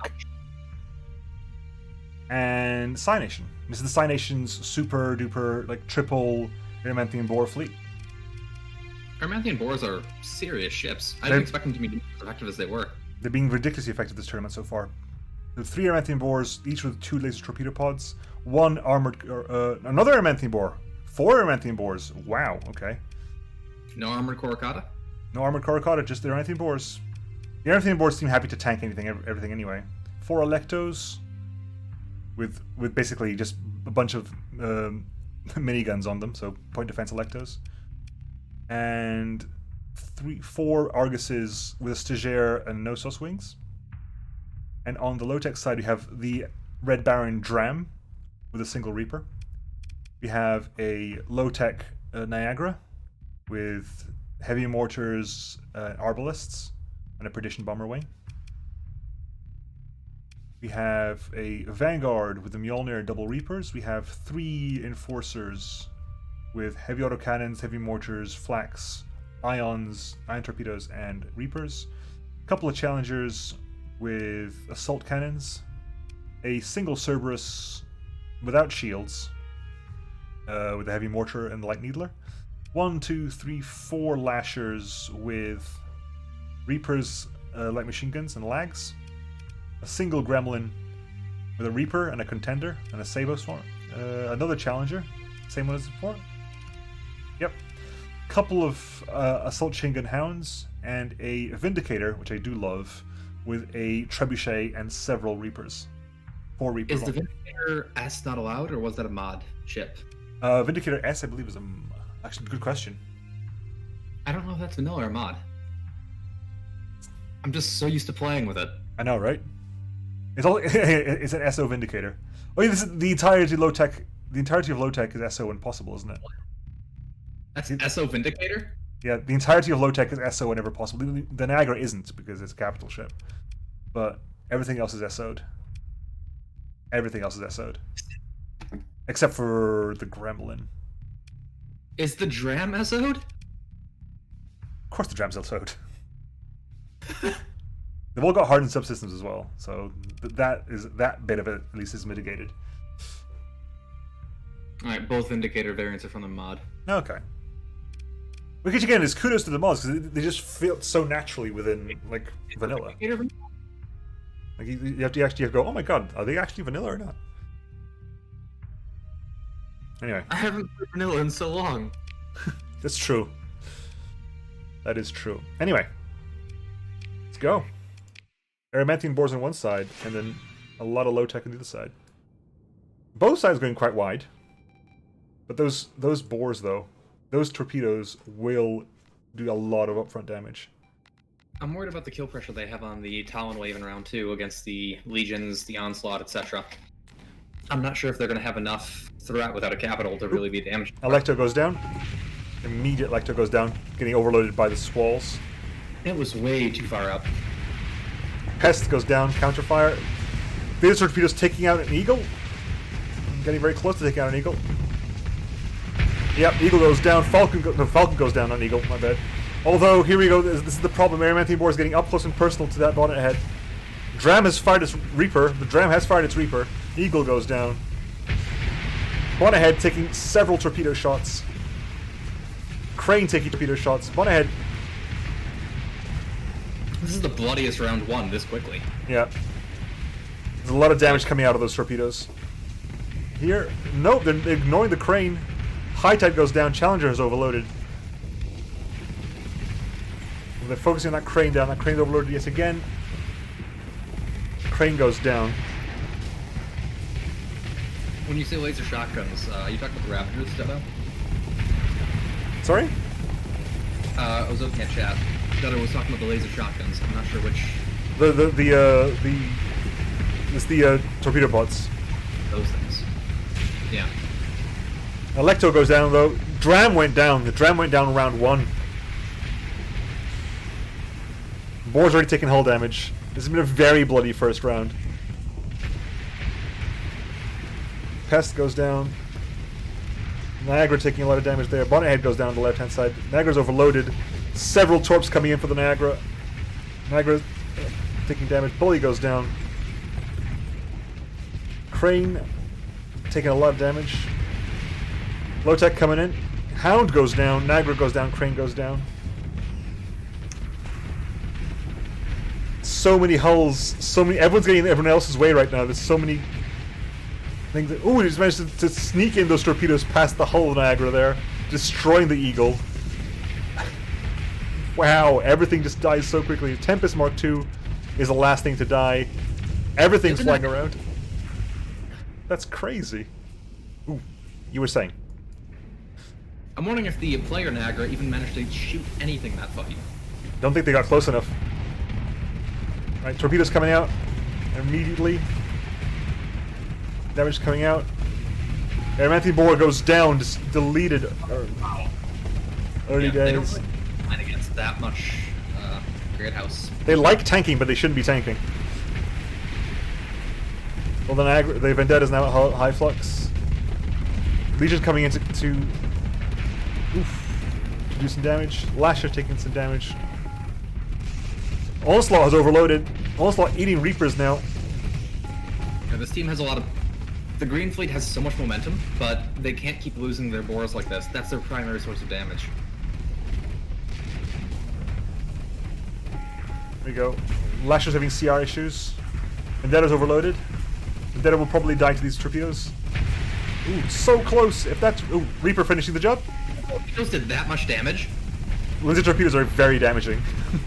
Those things are terrifying. They also, because they stop further away from the hull, they're harder to hit by PD, because the last few seconds aren't PDable. Ooh, you just got hit on the side by something there.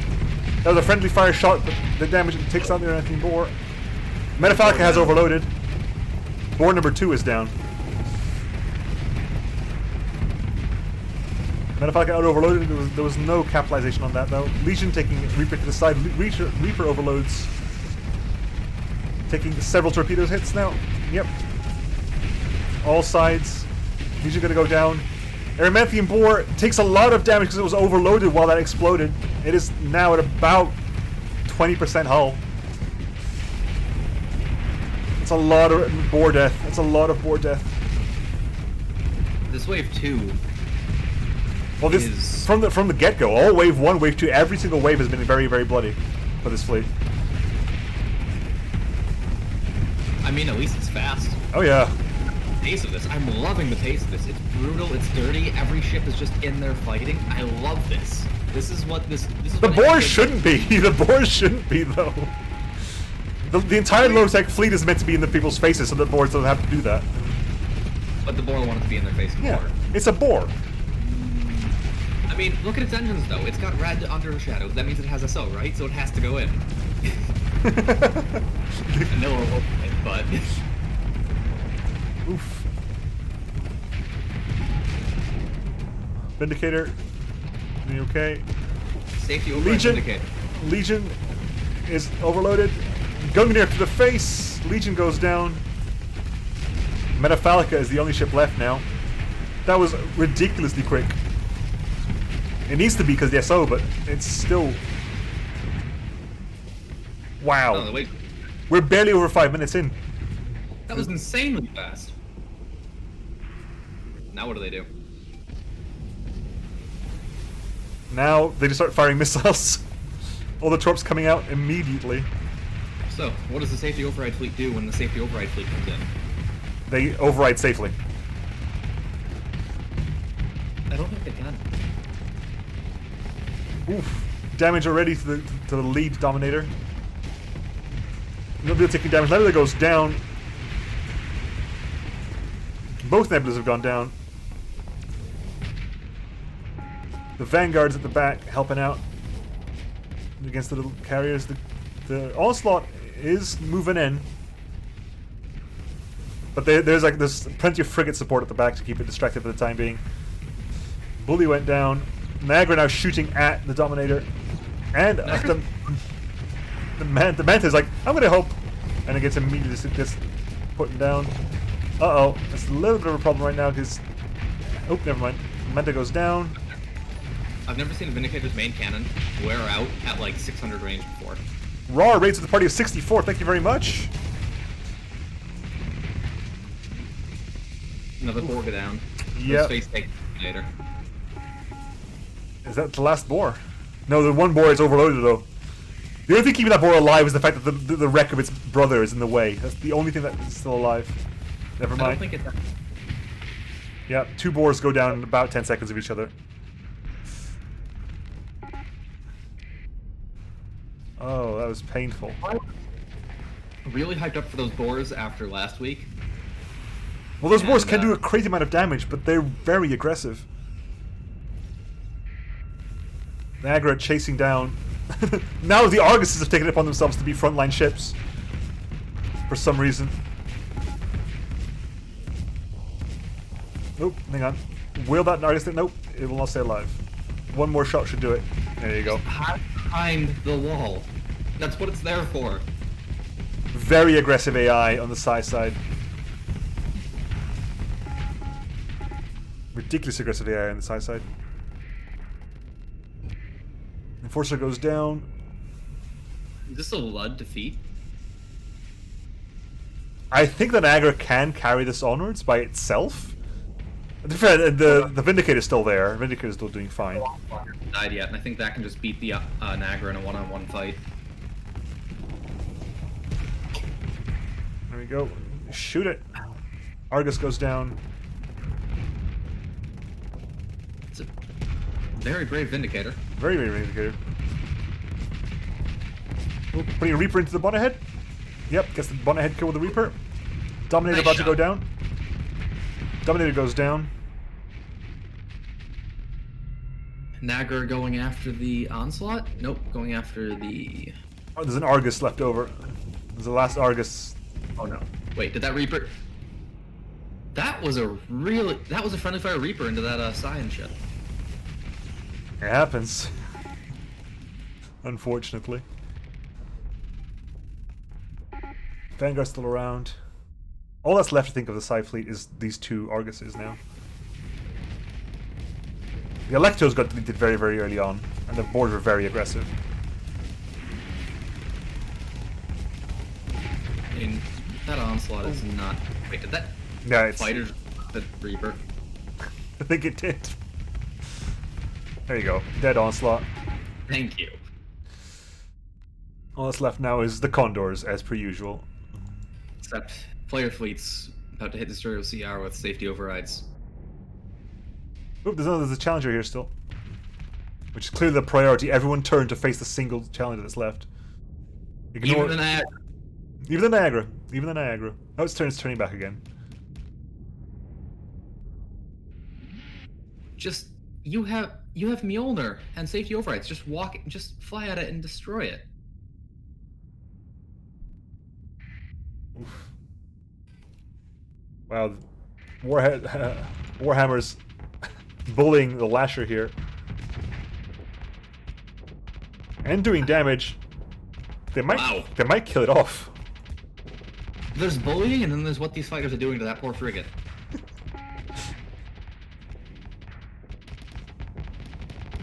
Oh no, he managed to kill one of them.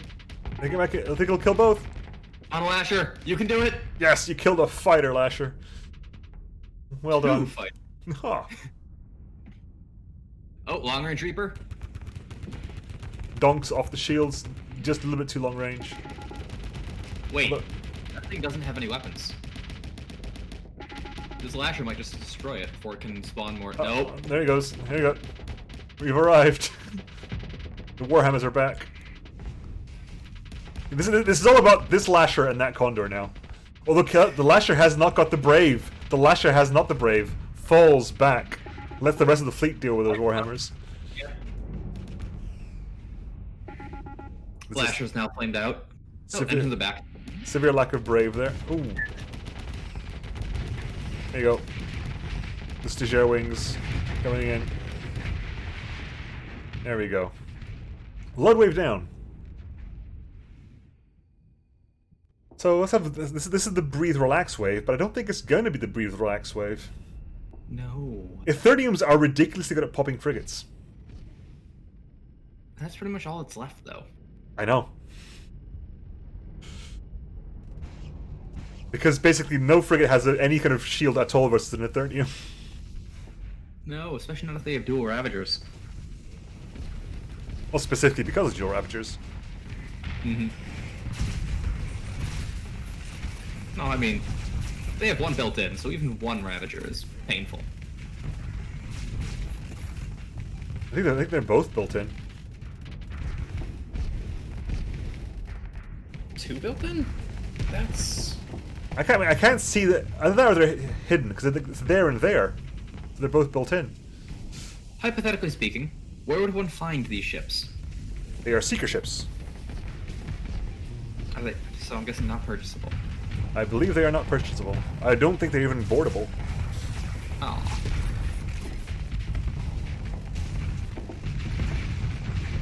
I could be wrong. So here I am just wanting them in my fleet in my game. Oh, you can buy them. You buy them. Vanguard goes down to a double Ethereum and a tumbleweed. Lasher goes down. Cassowary and the Clipper starting to engage upon the Niagara.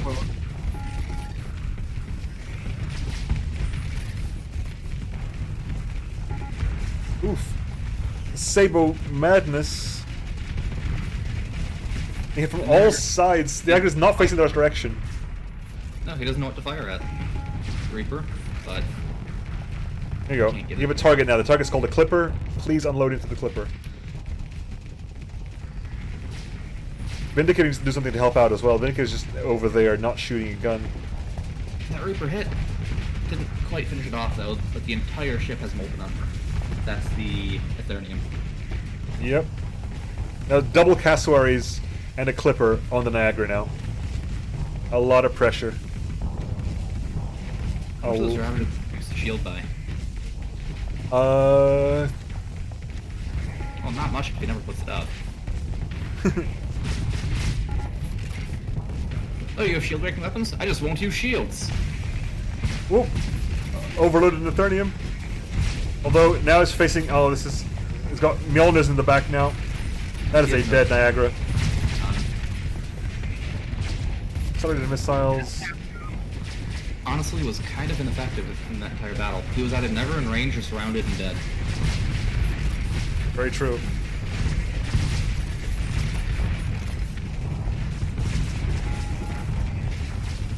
Argus about to go down.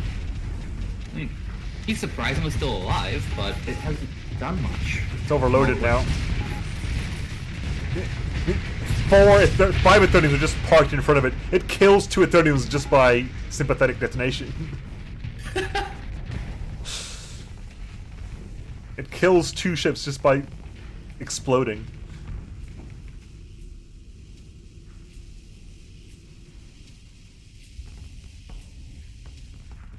Oof.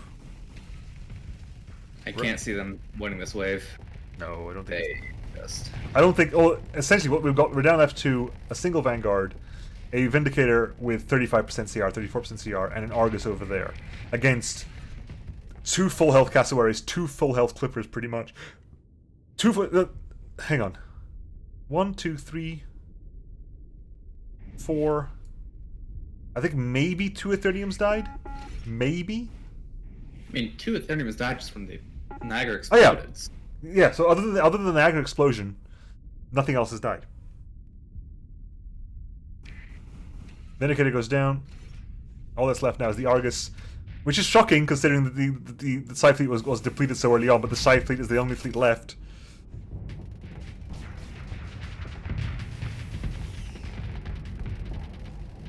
Yeah, while I like the aggressiveness and how quickly they destroyed the first couple waves, they paid for it far too dearly with the boars going down. Those boars dying was such a loss. Oh no. Sabos coming in. Oh, that looks painful. Yep. They're desperately shooting at this little Ethereum over here. Desperately shooting at the Ethereum. Take it out. Those fighters have damage. 2% CR now, 1% CR. What do fighters do when a carrier hits 0 CR? They no longer get replenished. They still exist, but they no longer get replenished. Oh, they'll exist longer than the carrier.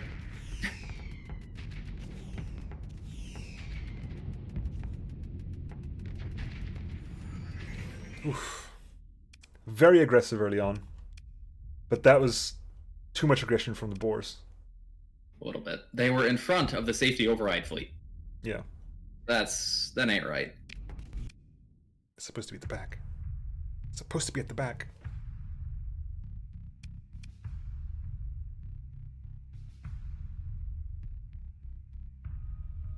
Right. Next we have...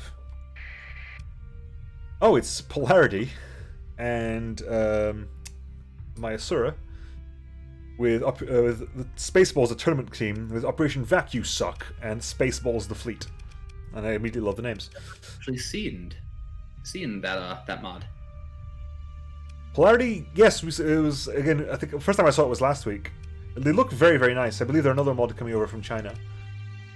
Okay. So we have here light cone destroyers, 4 of them, a single spectrum cruiser, and a transit class battleship. They have some of their own weapons, but mostly they've got vanilla weapons. The battleship, of course, has basically a phase displacer. There's a jump around for a bit. We have several blue shift fighters which have ion pulsars. Ion pulsars? A straight up iron pulsar in a fighter, really? Like that's really? Is that a phase fighter as well? No, it's got a shield though. It has vortex drive though. It's phase and shield with an ion pulsar on it. You don't have enough flux to fire for long. Fair. And then we have, on the Masuran side, we have 1, 2, 3, 4, 5, 6 Perriers running with HVDs and Reapers. 4 Makos running with bomb launchers and needlers. A single MOA running double hill, high-intensity lasers, double heavy needlers, and several Reapers. The Makaran running, of course, Storm Needler, assault chain guns, heavy mortars, and its own Onocratulus autocannon. And then we have Stingrays with Salamanders and Kopesh bomber wings. So we have Crow assault fighter wings, 2 of the Crow assault fighter wings, and 2 with Kopesh rocket bomber wings. Basically, it's a Terminator drone that also costs flux. I'm seeing a lack in frontline for the Spaceballs fleet. I'm worried that they're going to have ships that are just exploding if they get in the wrong position just for a split second. They've got a Makaran, but that might well be it. I'm not sure. I don't remember how tanky these are. 1800 armor, 16,000 hull integrity on the transit class. Light cones have 3,500 and 300 armor, and the Spectrum has 6,850 armor. Plasma jets and the light cones have a designate any non-fighter friendly target within a certain range and activate an entanglement deconstruction device on it, removing all projectiles in a radius around the target. What? Yeah, that's the ship system of the light cone. So we'll find out how that works. They do look pretty. Polaris looks very pretty. I can't wait to see this. Go straight in. Reset, just in case. The cart. They make projectiles disappear. Do they suck only enemy projectiles or both? Don't know. Perry is coming in quick to grab the points. Makaran's up at the top though, so Makaran and the transit class are in good. Yeah, you see the dash is coming in from the transit class. Oh, that looked funky. Oh, Perrier immediately gets taken down and is spinning away by a whole hit by. Look at that spin! Spin, Perrier, spin! I also want it moving slowly as it's trying to control it, going back and forth. It got hit by a lot of squalls there. Right, Makaran tanking the fleet very well. Putting all those shots into with the Kopeshes as well. Manages to put the bonnet head to high flux, but doesn't really manage to capitalize on it. High Tide's coming into tank as per usual. The flashiness of Polaris weapons as well. Coming out. One thing we thought last time was that Polaris, they look really nice, but they're not necessarily that strong. It seems strong.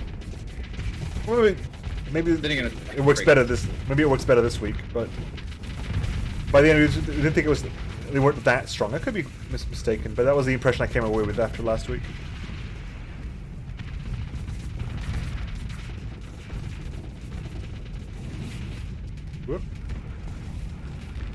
A lot of hill popping there. Those hills will be very useful come Blood Wave as well.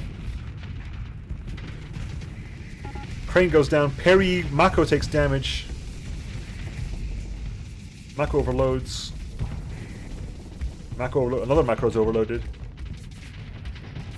Well, Karen's still dealing with that one bonnet head. I'm not seeing much on the green kill feed except for Perry, which, to be honest, aren't that important, I don't believe. Yeah. No. Bonnet head goes down. Moa facing off against the Niagara. With high flux, those hills will be getting through. Harrier goes down, Bully goes down. See, we lost several parries, but the Masura fleet is still at 94%. Those parries do not account for a lot of its deployment points. Nope. Pest goes down. That hull of an Eagle is doing a lot of work to shield that Niagara from a lot of damage coming here. Moa's on high flux right now, though. It needs to back away and vent. It's already got its armor stripped, and it's taking a lot of damage now at high flux. Yeah, those maulers are just putting damage into it. Hellbore as well from the Bully. Right, the transit has arrived. Laying into the side of the Niagara. A bunch of pretty weapons. Several pretty colors, and a Reaper as well to add to it. The wreckage of that Eagle, or that Bully, is still, you know... A lot of work. A lot of work. There you go. I mean, it doesn't matter, but it did a lot. Tempest goes down, Niagara goes down. So we've lost several parries, but numbers-wise, 100% and 94%. Not a lot left over. It's totally fine. Right. Here comes the first test wave.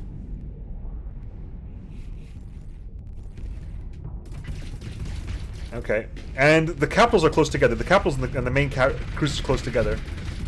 They are focusing on the Metafalica first. Although the Vendetta is jumping in. Legion is jumping in. Legion, because they're running straight in.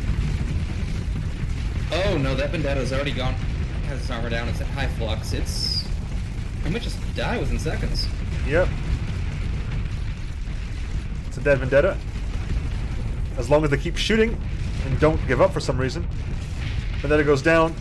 Onslaught dashed in, which has essentially put the transit surrounded right now. It's on three sides. It's moving back, but it's very high flux right now. It gets the chance to dash backwards though. I haven't exactly seen the projectile absorbing thing yet. I have not either. Oh. Overloading, perhaps? No, it manages to just about take all of the shields without overloading. Mako goes down. Metafalica's overloaded, getting hit by a hill now. I think the Moa might be too close to get both hills to overlap. There you go. Several Makos coming in as well. Metafalica hit on all sides, has very little armor remaining.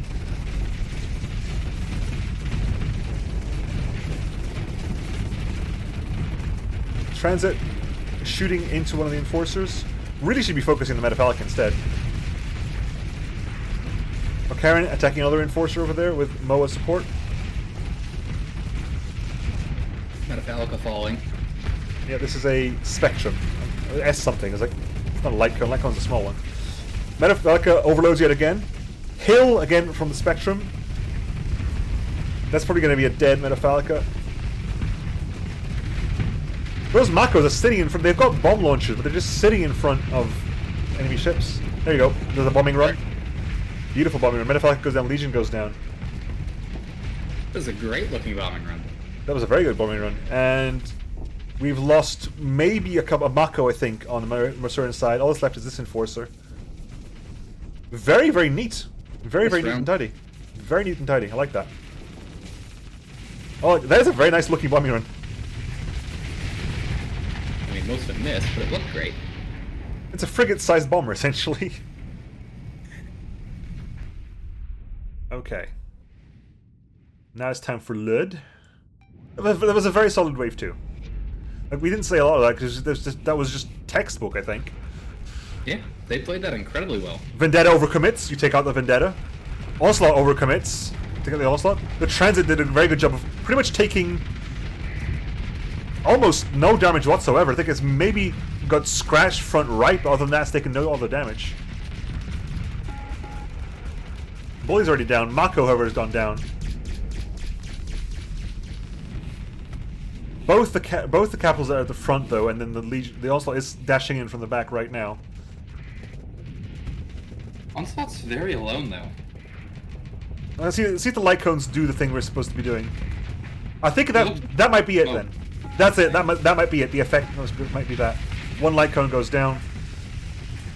Except to use the effect on that one and not the ship that was dying. Bully goes down. McCarran facing off against a Dominator. Face to face. McCarran hard wins that. Manta looks and sees basically the great-great-grandfather of its parent ship and goes like, hang on, wait a second. No, don't like this. It's a Storm Needler. You don't face tank a Storm Needler if you want to have shields. Like, you have to think about what's happening in that Manta's head, because it's looking at McCarran. It's like, okay, so there's Mia Manta, there's the Hammerhead, there's every other Hammerhead variant, and then there's the big daddy of all Hammerheads right in front of me. And the Manta's essentially a baby Hammerhead, so... Parries are going down. There only are, like, frigates and destroyers down here. Light cone, light cone, light cone, so we've lost one light cone. Challenger goes down, Gremlin goes down. They're managing to kite out and not die to the Onslaught, though, which is nice for the safety override slot. Yeah. Ooh, Kopesh wings. Beautiful shot there on the side of that Kopesh. Onslaught. Bombs hitting the friendly ship in the rear end, stripping the armor. Reaper shot goes in. Hill on the side there. It's still alive, though. Distraction. Hill's coming in. Lasher goes down. Hand goes down. Onslaught not that far away from dying now. Onslaught goes down. All that's left now are the Condors, as per usual. Being chased by Stingrays.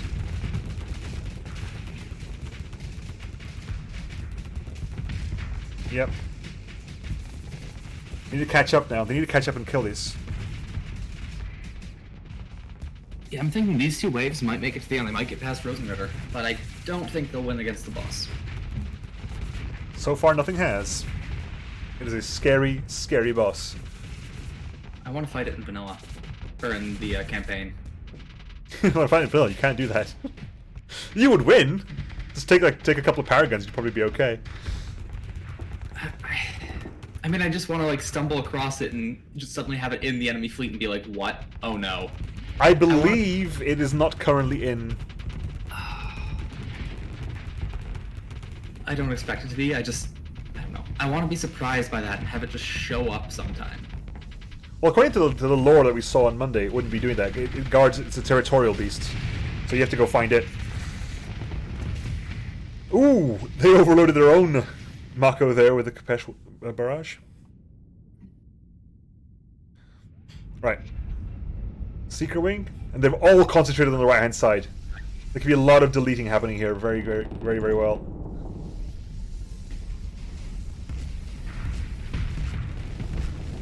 Suspection's a little bit of the way, but there we go. Mako's taking some damage, however. He manages to get out. Unloading straight into that Tumbleweed. That Tumbleweed's taking a lot of damage. Hasn't overloaded. But the Transit's firing and putting the Cassowary to high flux as well. Left-hand side hasn't joined the fight yet. There's a Mako over there helping. Tumbleweed goes down. Cassowary at about 3/4 hard flux. And still being pressured. McCarran can't really do much right now because of the Transit in front of it. Cassowary overloads due to the Reaper. Reaper into wreckage from the Transit. Kopesh! Take out the Cassowary! Wow. With the Transit support. This is the fastest I've seen a Cassowary go down. Yep. That is not where you want to be. The 30 trying to fire the Ravages at full flux. Difficult. Very, very difficult. The 30 goes down.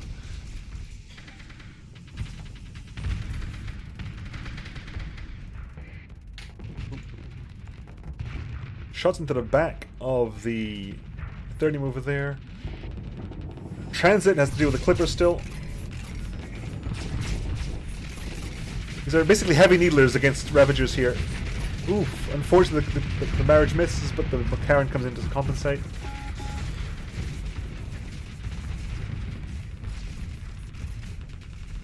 Clipper is hanging well back. Both the Spectrum and the Transit are basically keeping that Clipper away. I believe there's some side of the arena avoidance going on over there.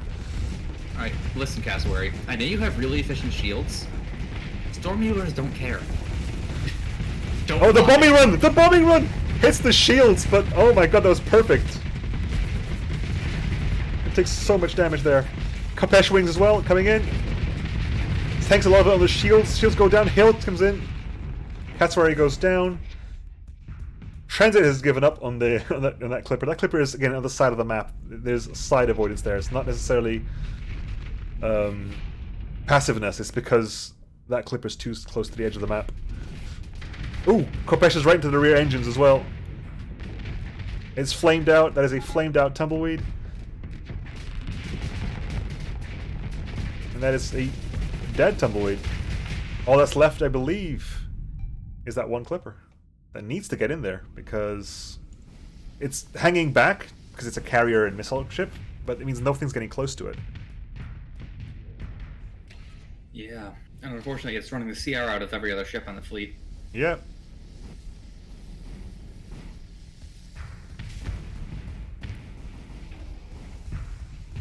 Oh, everything else is coming this way now.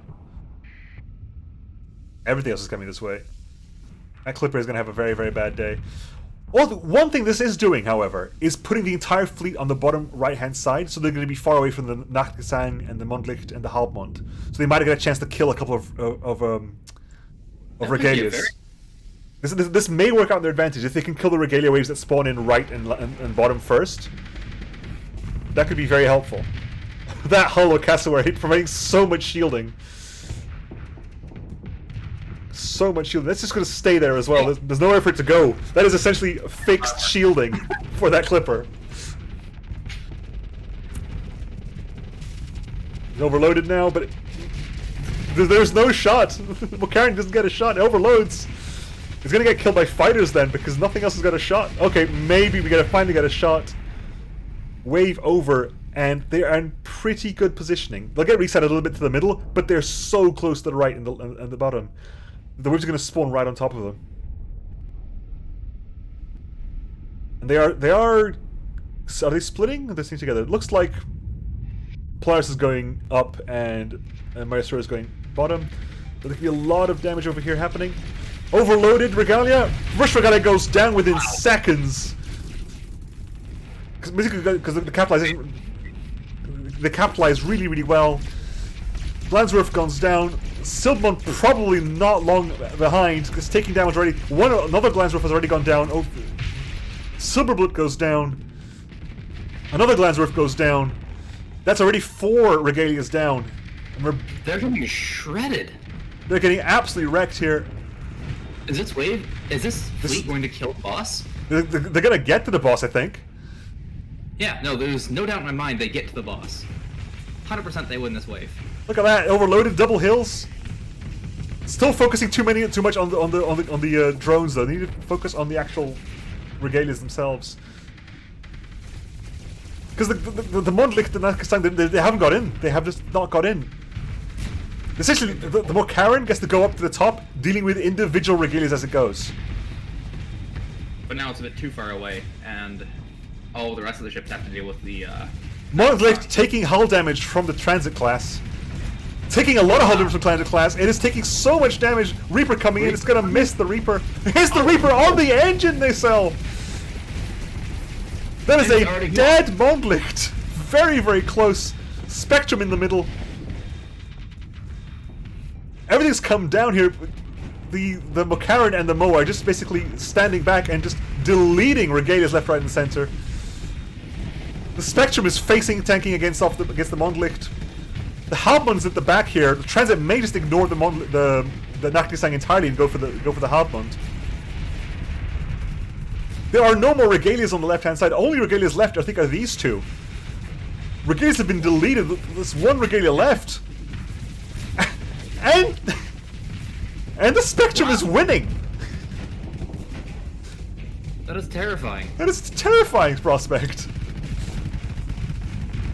Masura stands. Polaris stands. All Regaliers are dead. The Hauptmann's about to go down to the transit. This fleet's going to get to the boss with almost an entire fleet. Wow, that fleet is almost intact, and they're not even at, I mean, they're at low CR, but they're not even close to, you know, flaming out. Nope. Look at that. Hit from both sides. It's 180-degree shield, but you got hills either side of you. Nakkasan goes down. They get to the boss. They get to the rampage with an almost entire fleet. This might go the distance. This might be a win. The rampage arrives.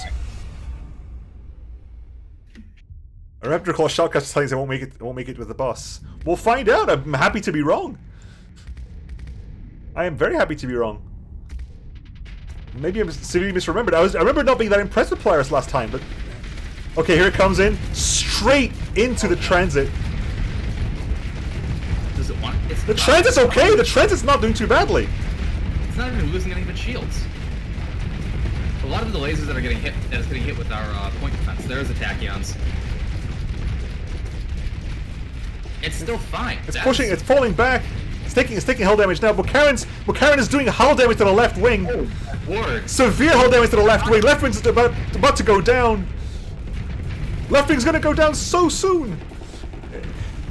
The rampage reprioritizes the Makarin because it has to. Left wing goes down. Left wing goes down. Taking frontal hull damage. Taking frontal hull damage now. Extremely high flux. Right wing taking damage now. It's face tanking the Makarin. And taking us so much. I'm not sure what those waves do. What do those waves do? It looks like it pushes him back. I'm only seeing an AoE pushback. Does it reduce its flux as well, or does it just... No, the flux is not changing. Right wing goes down. Only the middle of the rampage is left. It's definitely pushing things away. It's definitely pushing things away. Rampage at other people. But that's a front shield only. That is a front only shield. It's dead. It's dead with it. It's so dead. It is so dead. It's stopping. It blocked projectiles as well. Yep, it works projectiles. I just saw that as well. But well done, glorious victory. Wow. For Polaris, Masura there. Polaris lost one ship. Masura lost all the Perriers and all the Makos, but none of the Stingrays, the Moa, nor the Makarin. Very well done.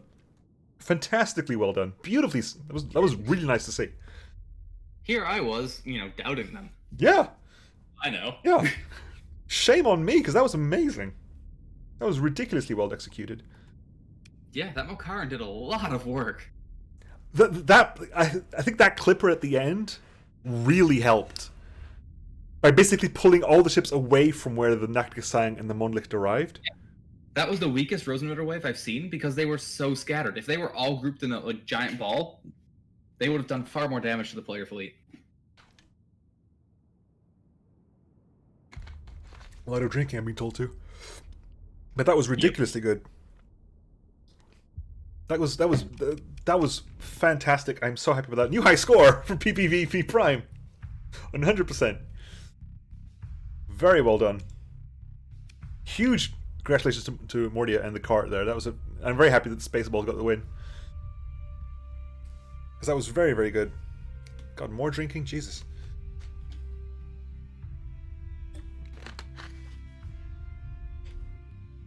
Oh. Okay. Whew. Take a 5 minutes pee. A 5-minute break? Do we think I need a 5-minute break for a? To be fair, I quite need to refill my water at this point. Honestly, I kind of want to because I can get more tea. Okay. Yep. 5-minute break. 5-minute break. I'm gonna go get some tea. Cool. I need to go basically get rid of some water and get some more water. So back in a bit, folks.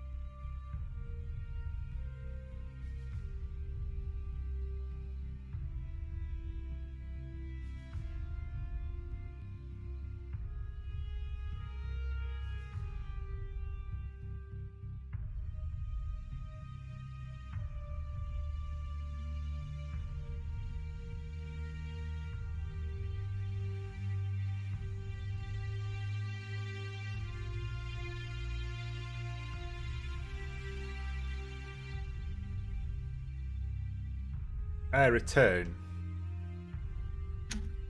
I just returned as well. Haha, timing! So I have my entire tea set here steeping up for me. Oh, lovely.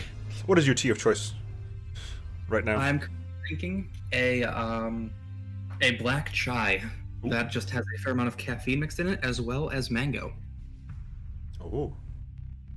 It's actually very tasty. Just a small dash of honey in it as well. Yeah, I have prepared the honey and the lemon for afterwards. Mm-hmm. Casters fight over which tea is superior. Oh, don't need that. No, all tea is good. Yeah. You can't go wrong with it, unless you put way too much honey or sweetener in it, and then it's no longer tea.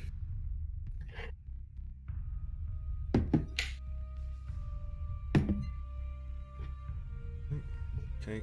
But I personally prefer black tea.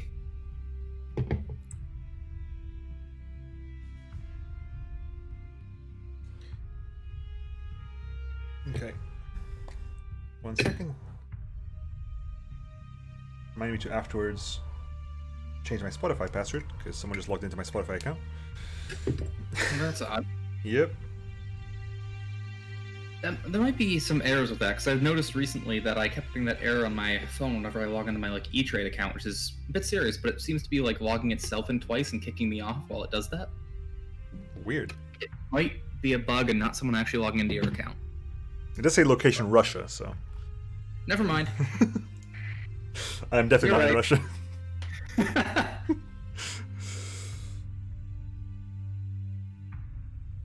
Oh.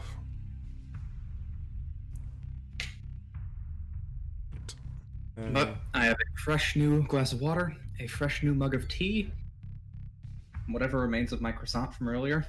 So, ready to go. Hurrah.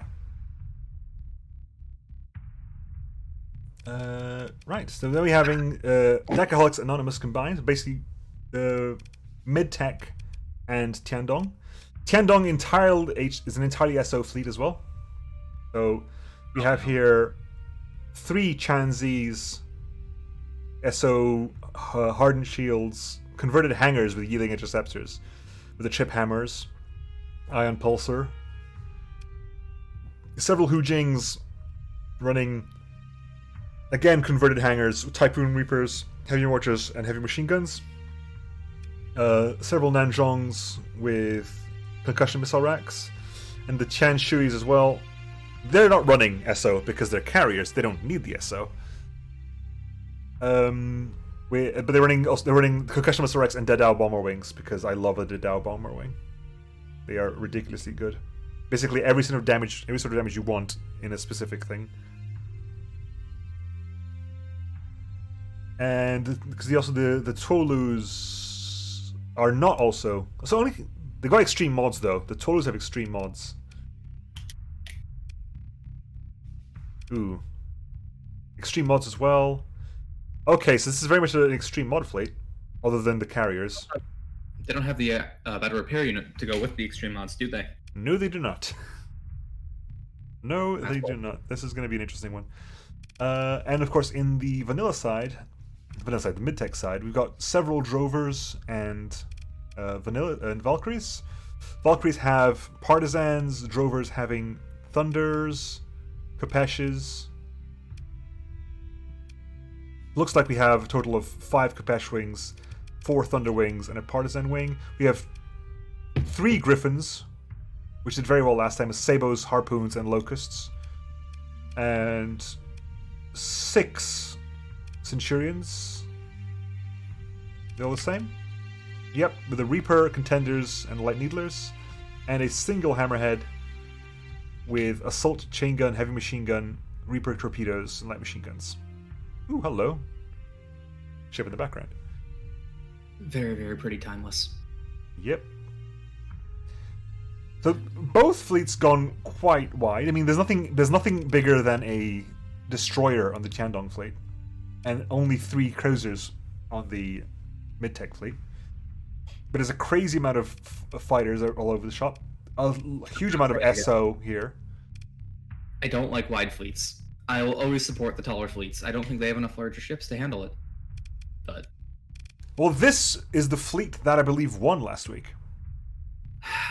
This Why am I always wrong? this fleet won against the low-tech wave, so we're not sure what happens out here. Alright. But we'll see what happens. Quick reset, just in case I messed anything up. Mm-hmm. Go.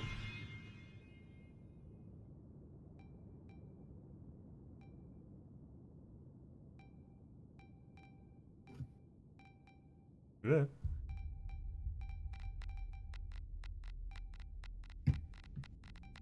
And I'm already seeing flameouts on the Tiandong fleet. Everywhere. Yeah, extreme odds.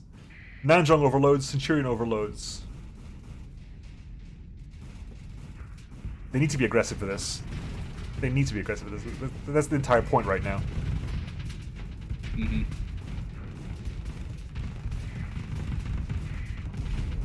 Okay, here you go.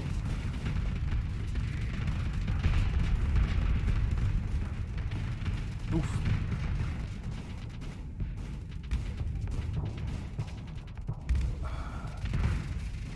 Again, those high tides are really like going up the front.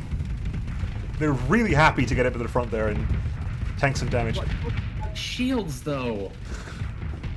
Don't know. Do not know. And it's punished. Cool. Crane getting hit over there, dealing with the Griffin. A couple of harpoons to finish the job. Harpoon swarm coming in. Harpoons go down. Harpoons retargeting, and Locust retargeting for the bonnet head. Bonnet head Oh no. will get overloaded and hit by a ton of harpoons. Very sad bonnet head. And Sabos as well. The dead bonnet head. Crane goes down. High tide goes down. Bonnet head goes down. There are a lot of griffins in this fleet. There are 3 Griffins in this fleet, and the Griffins do ridiculously well. Because, again, missile meta is super strong. There you go. Falcon goes down. Pest goes down up there. Niagara being attacked by Hu Jing on the side. The Dong ships need to get in there. They need to get in there. Like, at least the ones with SO need to get in there. The trip hammers. Get those trip hammers working. Shoot those trip hammers in there. The entire point of those trip hammers is to just delete ships like that. Eagle goes down. That Niagara is being hit by several sides right now. Reapers, trip hammers, shots from several ships. Multiple locusts. The Chianzi overloads in sympathy. I'm just glad I got shield up to overload instead of just get destroyed. Yep. Crane goes down. Pest goes down. Shrike goes down. Pest goes down. No green losses in wave 1. No green losses wave 1. No player losses. Very, very messy fleet here. We'll see what's going to happen right now because in comes They start very close to them. Cassadar. Could be a good thing. Although we're about to see some green losses. Yeah. It's a hell of a drug. Wow. Losing the Griffins early would be bad as well. The Griffins are face tanking the Metaphalica, and they do not want to be there right now. No. Although they've taken it to high flux, so they've slowed down its attacks a little bit. Legion taking damage. Kapesh taking it to about 3/4 hull. Vendetta charging into the Hu Jing. Griffins have managed to pull back. Legion goes down. Onslaught is taking so much damage from several sources. Onslaught goes down. Overloads the Hu Jing in sympathy. Have there been no green losses on No green losses so far. wave 2? Vendetta overloads. Here comes the harpoon swarms. No. Hammerhead goes down. You said it. Hammerhead goes down. Vendetta goes down.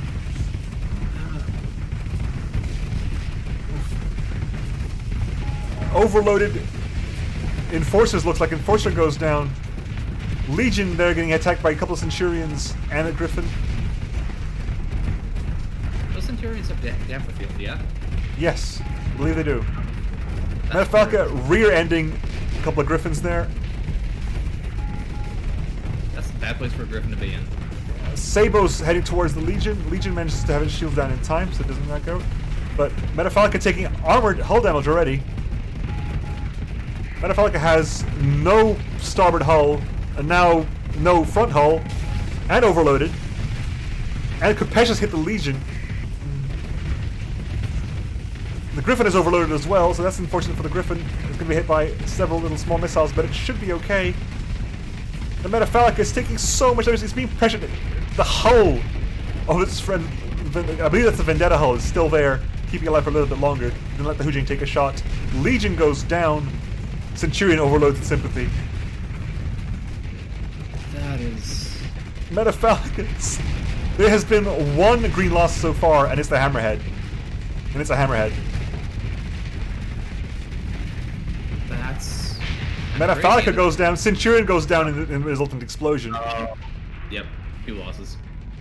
What's still alive? Oh, how did that Enforcer get down there? By dashing, probably. Takes a lot of damage over there.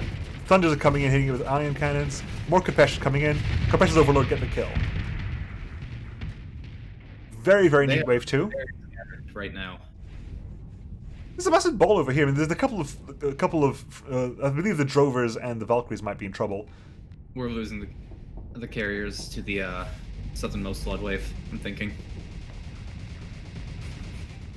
There you go. Missiles coming out. Bully getting hit by Sabos. Oof. All those missiles coming out. Concussion missiles hitting. Bully goes down. Bonniehead getting hit by concussion missiles. Dadal's pulling back to reload. Missiles from the Twolus. Oof. Several harpoons heading backwards. It's a massive harpoon swarm heading towards the rear. Harpoons? Those are harpoons. Walls. With how many of them there are. That is the greatest base of harpoons I've ever seen. They were all fired rearwards as well. Now this is a concussion wave swarm now. Concussion missile swarm. Unfortunately, the SO frigates are faster than the concussion missiles. Yep, but still massive distracting. Hujing goes down. Both Dominators went down at the same time at the very top. Look at this death ball up here. The 2 Griffins up there, focusing on a single Bully. Bully's surviving by using the wreckage of its allies. Yep. Just to block a lot of the missiles. Bonnehead being attacked by, again, there's 2 Griffins. A couple of Sabo shots happening there against the Gremlin. I believe that that Centurion basically Danford fielded them. You go. Trip Hammer's going in and overloading the Bonnehead. Trip Hammer coming in, doing so much more damage. Bonnehead goes down. Onslaught has taken hull damage. Bonnehead pressuring a Hujing down there. Onslaught about to get a kill, though.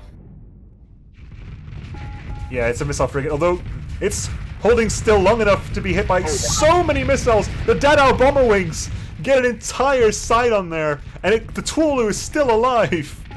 The Twolu remains alive, falls back. Centurion. More Kopesh wings. Reaper, straight up the tailpipe. More Kopesh wings. Flamed out. Flamed out. More Kopesh wings. The Dao bomber wings coming in as well. It's gone. Dao's bomber wings unload everything into its target. Bonnehead goes down. Where are the Condors? That's all that's left right now. Oop, let's tell a lie. Hound and a Lasher down here. Hound and a Lasher. Although, a lot of CR problems coming in now. A lot of CR problems coming in. I don't think we lost a single carrier off that. Surprisingly, no. Okay, the Condors are down. No, never mind. Here we go. Condor, Hound's down, Lasher's down, Condor's down. Blood Fleet taken care of quite handily. I'm worried about the eastern side of the map with all the carriers against the cassowary. Like, the western side's probably safe, but the eastern side might be a little bit vulnerable. Looks like all the fighters are turning around for that way. The Valkyries are turning around to re-engage. Chanshuis are turning around to re-engage. A couple Centurions coming to help out as well.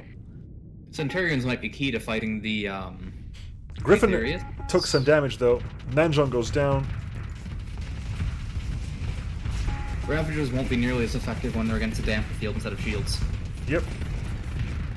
Reaper straight to the nose of the... Tumbleweed. I keep wanting to say Poison Ivy, but it's not a Poison Ivy, it's a Tumbleweed. I wish that there were more poison ivies. I don't see nearly enough of them. Ethereum goes down. I think the tumbleweed went down. The Ethereum just died in sympathy. The Dao Wings. The Dao Wings. It's basically bombs, missiles, and rockets. Oh. Well, that seems nice. Yeah. That's the Dao Bomber Wing. It's literally rockets, missiles, and bombs all at once. We don't know what is most effective, so we'll just use all three. Pretty much. I come in, I hit you with annihilated rocket pods, I hit you with concussion missiles, and I also drop some bombs, because, you know, there's no such thing as overkill. Cassowary goes down on the left-hand side. All that's left is the Clipper. All that's left is that Clipper. And there's an Ethereum over there as well, but that's an overloaded Clipper with several missiles coming its way. Missiles retasked for the Ethereum. The Ethereum goes down. Ooh. There will be a kill here, though. That is a dead Hujane. It tried. It tried very hard. That's so far. There you go. Kapeshwing's coming in. Ethereum going to go down to that Chanzi. Nanjong has to fall back, taking a little bit of damage. These are, of course, Tiandong weapons. The Ultra AC and the Heavy Molar Battery. They're being attacked by their friends and family.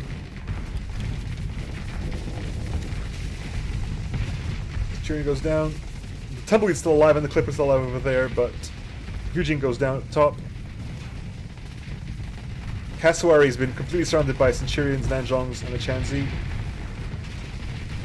That Trip Hammer is doing so much damage coming on the side there. And the Trip Hammer on that side as well is being blocked from firing from that one Centurion. Ooh, double Trip Hammer. That's gone. Goodbye, Cassowary. All that's left now.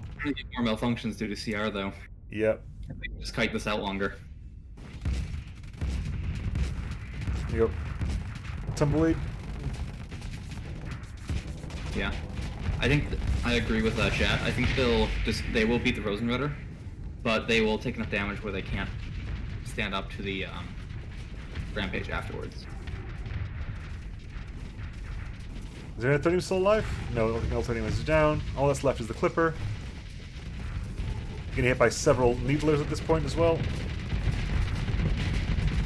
Torn to pieces.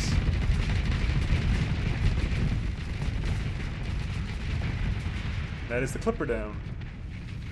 Right, Rosenritter time. They are very far ahead, though. Unlike the other fleet that was over here, they're at the very top. They're going to be within range of the Mondlicht and the Naktasang almost immediately.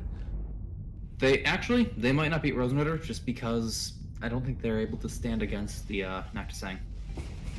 I don't think they got a single ship that can just sit in front of it and tank it. Mm-hmm. Although Mondlicht's already getting forced by several missiles. I mean, they got a lot of PD, but it's a lot of missiles. It's fine. It has shields. That's what they're for. Until it gets hit by its Halbmond. Halbmond there. Oh no. Hujing is going to get deleted though. Those are terrifying missiles. Mondlicht is getting hit by Harpoon Swarm as well. It overloads Kapeshwings. Mondlicht goes down.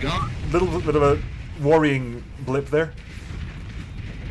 Kapeshwings against the Halbmond. Halbmond's already high flux. It has enough wreckage blocking it that it's safe from the Griffins, though.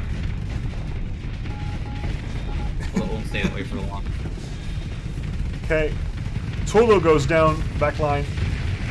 Silverblood goes down. Naktasang is now taking a lot of the attacks. It's shooting straight into a Griffin, though. Although there's so many missiles coming towards it. It gets hit by a couple of Kapeshwings, several Sabos from the other Griffin. All three Griffins are here, focusing it down. And it's taking hull damage. It is taking a lot of hull damage. That is the best thing the Griffins can possibly be doing right now, is focusing this down. They need to burn it down before the fleet gets together and They do it! Oh, wow. Beautifully done.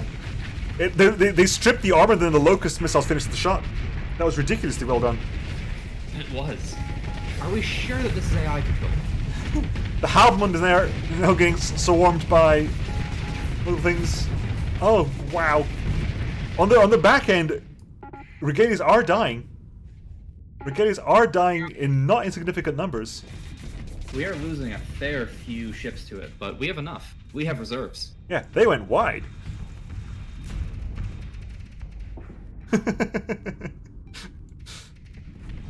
Look at that. They took far fewer losses than I expected they would with the Rosenritter wave. Let's see how they managed to play well with the Regalias now.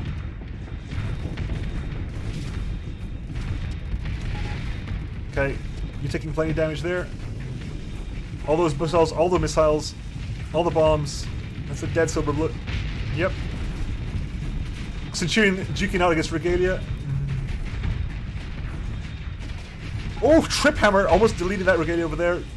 Harpoons finished the job. So many missiles. There's not much left though. We lose a Centurion over there. We're going to lose probably an Anzong over here as well. But I think we're down to these 2 Regalias left. Looks like it. Just 2 Regalias left. Losses. Reaper just... Oh yeah, it's done. No, it manages to damper field away that entire attack. And here come the Capashes and the fighter support. It's dashing in, but the more it dashes in, it gets the kill. But it suffers for it, gets killed by a Reaper. All that's left is 1 Glansburg. Hey, if I can kite it out and cause it more CR death. I think there are too many fighters for it to kite. And SO ship's coming as well. And that's it. Yeah. Still a considerably large fleet. It's a considerably large fleet. Now, Will, I love that roar. That is such a glorious roar. I'm gonna have to go to the VOD afterwards. I don't get sound through the screen share. I want to hear that. That's such a glorious roar. It is worth going back to the VOD. The VOD will be either on Twitch or on my YouTube tomorrow. Okay, there we go. Immediate Chan Shui attack. That's probably a dead Chan Shui. Yep, very much so. Oh yes. The lack of front line is going to end up hurting here potentially because anything that gets charged by the rampage is going to die. They don't have a transit or something that can just sit there and take the damage. Nope. I think it looks like the rampage is having issues breaking through good shielding. It has a lot. There we go. The only way is a single Storm Needler. It's got 6 HVDs. Wait, what? It's got 6 HVDs in the middle. It's. I didn't see those. Okay. Okay, the right wing is overloaded. The right wing is overloaded. It's taking damage now. That's an SO Hammerhead. It might just take out the right wing. Yep. Right wing's gonna go down. So close to going down. So close. That right wing so close to going down. Left wing is taking hull damage as well. Fortress Shield's doing work, but they can only... 3 Griffins still around. Left wing goes down first. Right wing is so close to follow afterwards. They're gonna beat this. They're gonna beat this. They win. It's not worked out properly. Just sit in there. The right wing's gonna fall in a second. Does it not use that until a wing dies? Possibly not. Until it hits a certain amount of hull damage, maybe. This could the pulses could stop the missiles though. Depending how often those missiles come out, those pulses come out, they'll stop the missiles from hitting. That said, way of killing anything. That said, again, Wings. It has no armor. Even Locusts hurt it now. All the fighters get pushed back. The trip hammers are coming in. These get pushed back, but the trip hammers just keep doing it. You can't stop the trip hammer. Death by trip hammer. Looks like. Maybe. No, missiles finish it off. Well done. 2 back-to-back wins. That's impressive. 2 solid back-to-back wins as well. It wasn't even close. Not even close, baby. That was... Again, both these went wide, and they went wide effectively. There's enough distraction that the Griffins there could just basically do so much damage. Honestly, I think the Griffins really carried this hard. The Griffins were strong. Ridiculously strong. Whoa. That was hype. That really was. So, what are we up to next?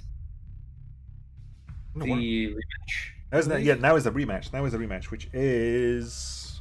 Hang on, I gotta find it now. This is the SRA ARS rematch.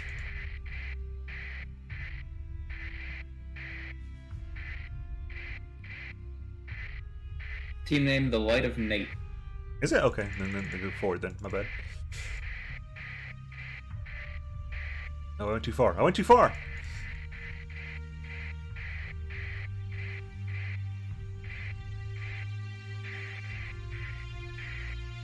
Well, I'm really confused now. There we go. I found it. No, it's in there. Yep. Yes, the rematch again. We have the. I think is this the wave? Okay, this is the wave pulse cannon fleet, right? Okay, I knew there was like a fleet that has wave pulse cannons on pretty much everything. It's this one. All the Clades have wave pulse cannons. All the Charybdis have wave pulse cannons. There are no Tartaruses though, and that makes me sad. There are no Tartaruses.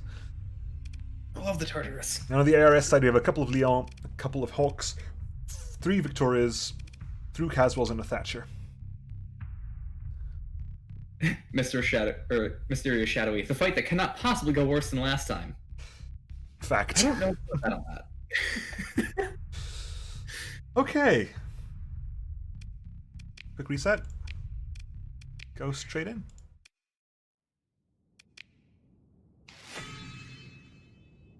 They could get wiped round 1. That would be very unfortunate if that happened. We see Neutrino today? Yes, the two, after this match, the 2 matches coming up are Neutrino DME and DME Oculus. Okay. So the cruisers have taken the Squall brunt. So not doing too badly here. Hawks and Victoria's hitting a Falcon. Gonna delete it real quick. Especially with the Duke gunship support. Falcon goes down. Bonnehead's at high flux already. SRA coming in. Pest goes down. The sheer amount of range that the Archnesis ships have is terrifying. Yep. Even without the Edith, they've got a lovely amount of range. Lovely little missile as well. Little side-firing missiles. I do think they're very cool. Mm-hmm.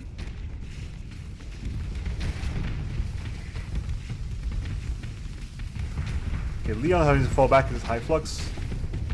Didn't actually manage to do a lot to that bonnet head, however. Okay, high tide goes down. You hear a bully goes down. Shrike will go down shortly, I believe. 2 Hawks and a Leon. It should go down shortly.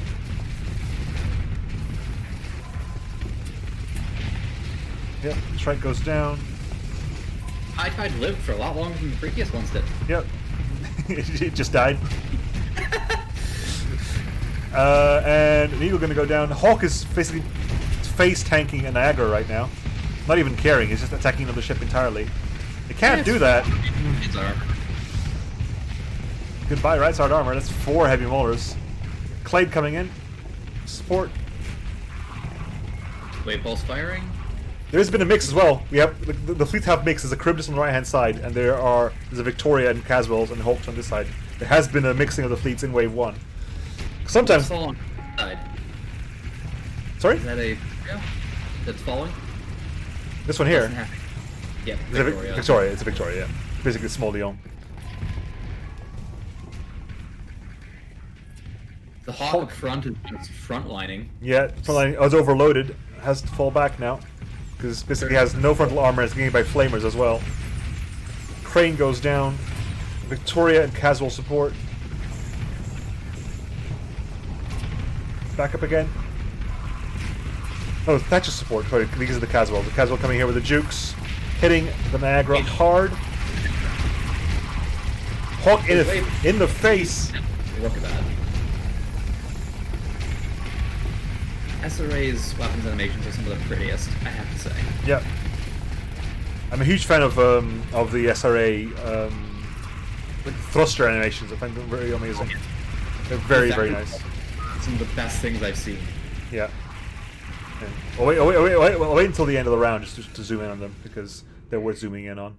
If the bonnet head is still alive, Leon has not managed to deal with the bonnet head whatsoever.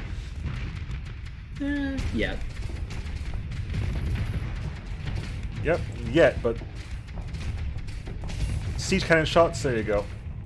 That should Siege be cannon it. shot off the map. Right. Anyways, let's quickly zoom in. People haven't seen this before. They're not got their engines on, but yeah, you see, look at that. Look at the little animation of the little jets turning around.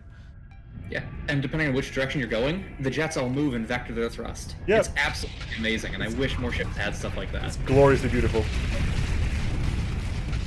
Right. Great House of Castadar is here. Ships sensibly falling black, not wanting to stay in front of the Metafalica. Legion charging in though.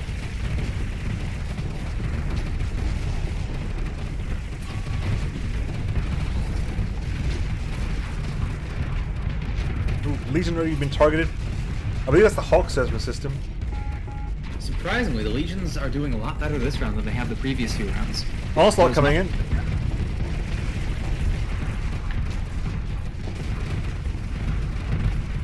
Metafalca's fallen back completely, leaving the Vendetta to deal with 2 Leons, a Hawk, and a couple of Victorias, as well as fighter support from the Charybdis.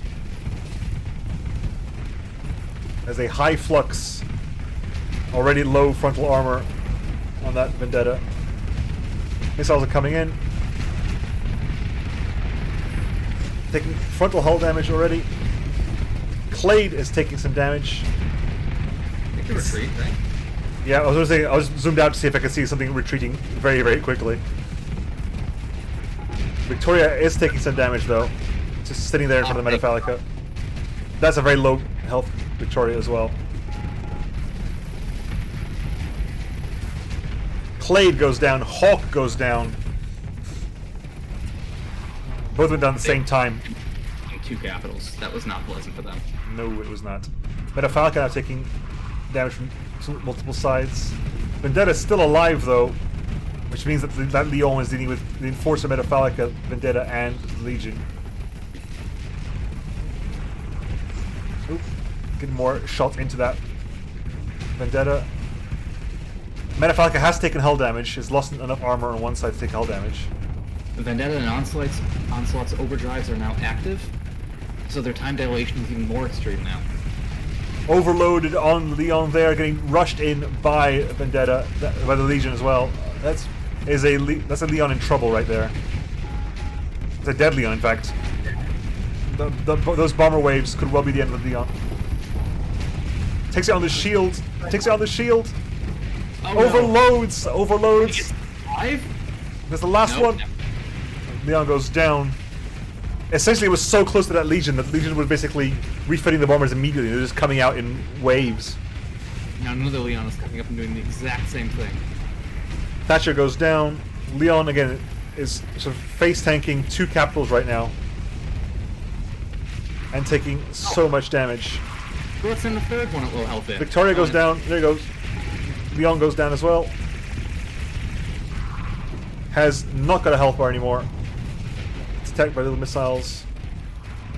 SRA, the Charybdis need to be in the front tanking. Yeah. Well, they're a combat carrier. The Legion goes down. Clade yeets it out of there.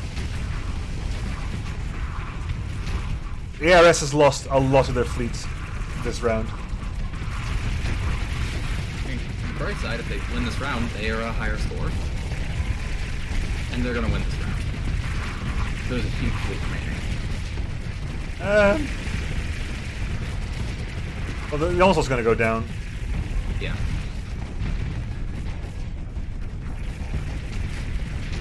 There you go. Enforcer taking the hits for the Onslaught there, keeping its big brother alive. Victoria basically reenacting... Wow, the Victoria just wants to be a Leon so badly right now. It's doing exactly what the Leons did. Exactly. Single Legion took out almost the entire ARS fleet by itself. Would not be surprised. It definitely took out both Leons. And a couple of Victorias as well. How are they dealing with Metafalica though? Metafalica still has about 80% hull. It's lost some of its... It's lost armor on both sides now, so it should be going down quite quickly. As long as the shots get in. Can't do anything else, it's getting surrounded, as long as that Clade goes in. Onslaught goes down at long last. So another Hawk's going Caswell down? goes down. The Legion again is killed off another member of the ARS fleet, all by itself. Terrifying. That thing has taken out so many ships because it's going unpunished. It's like it picks a ship and kills it. Yeah, it just keeps going and just kills the outermost ship constant. It's got like a kill count of 8 ships at least.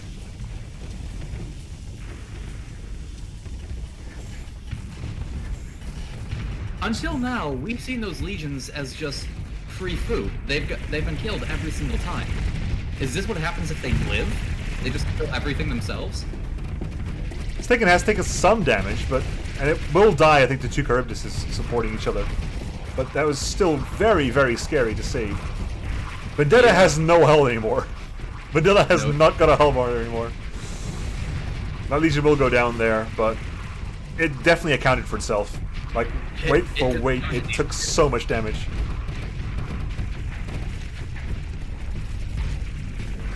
Vendetta, come on, ram into the back of the Legion. Kill yourself by doing that. Yeah, Legion is actually player controlled, clearly.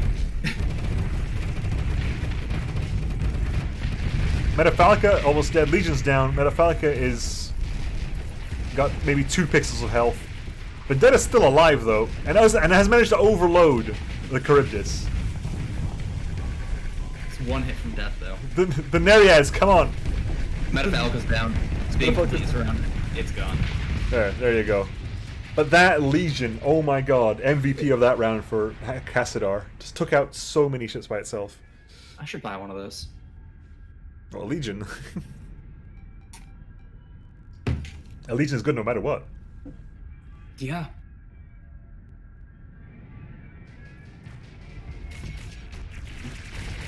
I'm so glad I got lucky. Right. There we so guys got more tea. There we go. Blood coming in. Listen, 3 Charybdis can do a lot of damage. 3 Charybdis can win this round by themselves. No, they actually can. Yeah, 3 Charybdis can win by themselves. They just have to, not get flanked and taken out by the onslaught one by one. They gotta delete enemy ships, basically. They gotta pick a ship and kill it. They gotta do to that fleet what the Legion did to their fleet before. Channel your inner Legion. Except, Potnia goes down, Clade's gonna go down. Clade goes down, Hawk goes down. Kill feed's all green. 1 Caswell is the last remaining IRS ship is the Caswell.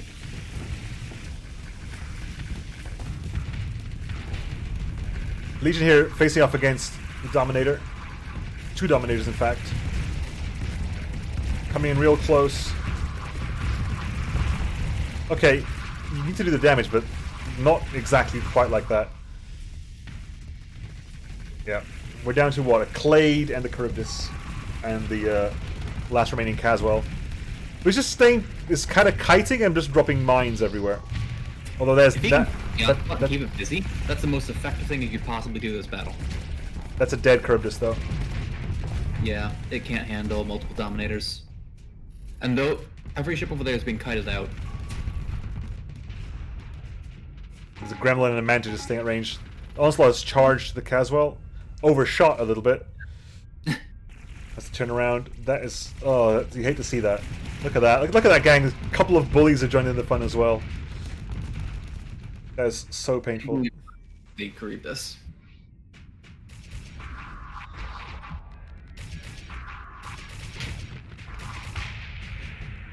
Don't think Shadowy saying, I don't think the carriers can carry this, not quite that good. They would be if they were allowed to carry nothing but Shikomis. Do they each have like 1 Shikomi? I think there's 1 Shikomi total in this fleet. And I think it was on the Sargasso as well. So the Shikomi's gone. Damn. There was a physical like Shikomi limit in the rules, I think. That'll do it. Caswell, that lasted a lot longer than I thought it was going to be honest, because he was surrounded by so many ships. All that's left. Ooh, the Clade is still alive. There's still a Clade up there. Yeah, I think the problem here was the air ships didn't have enough of a meat wall to survive. and they kept having to frontline themselves. Yeah, I think the Leon is not a tanky ship. It is, I think, the biggest ship the IRS have, but it's not a tanky ship. The Charybdis is a great ship, but they're combat carriers, so the AI I don't think will frontline with them over a dedicated combat ship like the Leon. Oof. That is not where you want your rear end to be. No. Well, at least you learned your lesson. The Clade is down. We're down to the last remaining ship. At least I can watch pretty thrusters. Yay, pretty thrusters.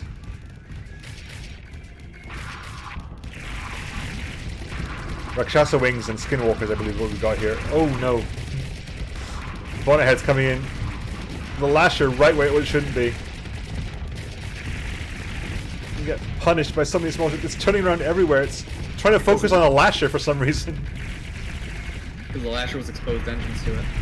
But it's... There you go. down. It's so down. This is just... Avert your eyes, people. This is not pretty. This is just abuse now. Because they're not finishing it off. They're playing with their food at this point. At least it bit back. Took out at least a lasher. Boom. The Alice is the biggest ship. Sorry, my bad. I thought there was something bigger than the Leon. And I believe it has some sort of like Doom mine laying system that works for EMP or slows things, like a net. Oh. Well, that was the rematch, which I think is 1 point better than last time, so worth. Yes, from 1 to 2. They doubled their point score. Next is the Neutrino plus DME, the Unlikely Alliance. Yeah, that's the end of the prime matches for the evening, which are very, very good. We got 2 full wins out of that one. 2 beautiful full wins. That. Hasn't a win before. Sorry? Has the boss been defeated before tonight? No. I think one fleet got to the boss on Monday, but no one had defeated it before. And there's 2 very strong wins.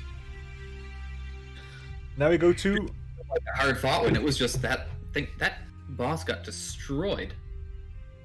Wait, what?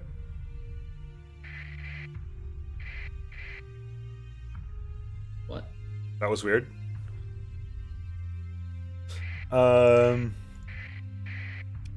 Yes. Here we go. Neutrino Redemption Arc, Episode 2. And 404 Fleet Not Found. Hopefully...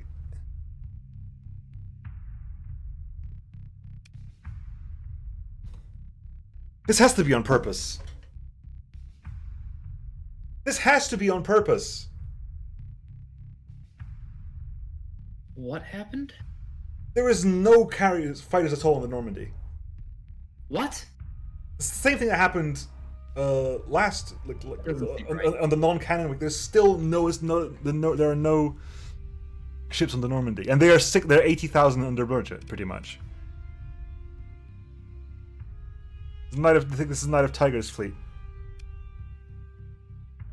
Was the variant updated, or was it just... Hang on. Let's just wait for bloody hell 1 second. Yup. At least there's no... Hang on, double check that the next one has no nebulas in it. It does not. Okay, good. And it has the... thing is, because this happened last time, I was looking at this as like, okay, there's a Jeanne d'Arc and a Normandy. There should be 10 fighter wings there, and I only counted 6. Yeah, that's not right. I mean, the name is correct. 404 Fleet Not Found. So...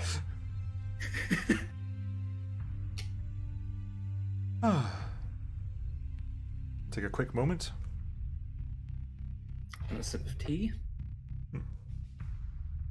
Drink my juice. It's orange juice, and because my throat's a little bit raw, it's hurting on the way down.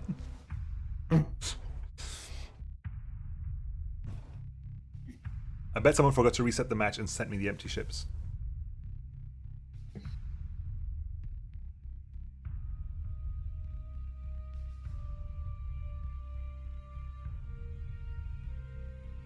DME's at 104k weapon budget already, so they probably can't afford more fighters. Do the other match. Okay, well, do the other match first then. Which is... Beehive. Yeah, which is basically Beehive Fleet combined. It's basically DME with so many red missiles. So many red missiles. Ace overlay. Okay, we have the Jeanne d'Arc having 4 Mystère bomber wings and 2 Rafale torpedo wings, which is I love both. I love those fighters completely. The Mystère bomber wings are terrifying. I spammed those on a few of my carriers and campaigns, and they just shredded through anything. They're terrifying. The Rafales, they are the hang on. Yeah, the Frapper Rafales, because I think Hellrider Rafales that exist. I don't even know if they exist anymore, but they were even scarier. And Chasseur as well, beautiful missiles. Hellrider Rafales are illegal because they're that good. A couple of Tonnerres running plenty of Voltigeurs, which is lovely. A couple of Durlons as well, each of them running 1 Dard wing and 1 Demoiselle wing. But are they going to be able to keep the hostile ships off of their carriers? Because that's all they have. They've all got carriers. They've all got carriers. But the point is when you get over here to Red, or was it Oculian Fleet? Because it's just missiles. All these Shimis classes, there's so many missiles. There are so many missiles. You get the red waves here. You just get the red wave. It's the red wave of missiles. All the glints, like glint wave here. Each Chimis has like 4 glints there. So many glints. Glints everywhere. It's glints everywhere. It's just missiles. It's just missiles. It's the Beehive Fleet for a reason, because it's amazing.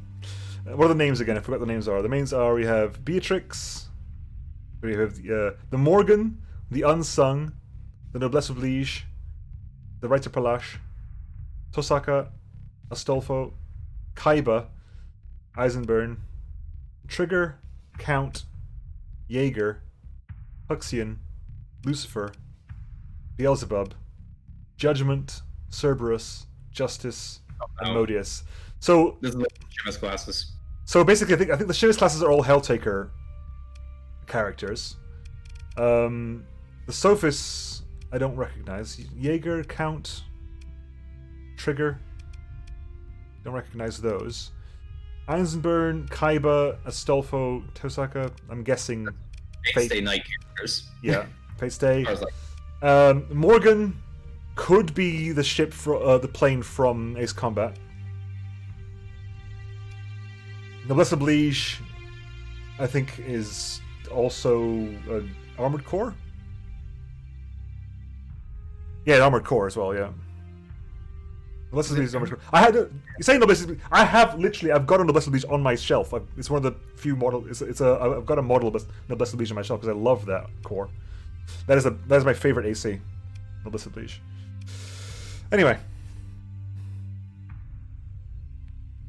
I'll put pictures of what I've got afterwards. The Chimexes are all Armored Cores, are they? Reiter Palache. I knew that. I thought Unsung was as well, but I wasn't sure about the Reiter Palache.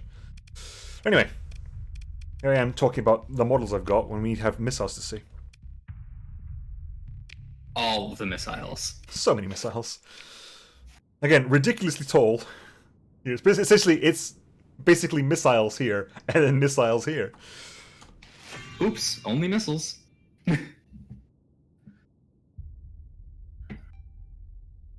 So, what's the point defense like on all of these ships? You can hear the shields going up. Oh, you can't, but people can probably hear all the Oculian shields going up. One surface is overloaded, but here comes the first hint of the purple missiles.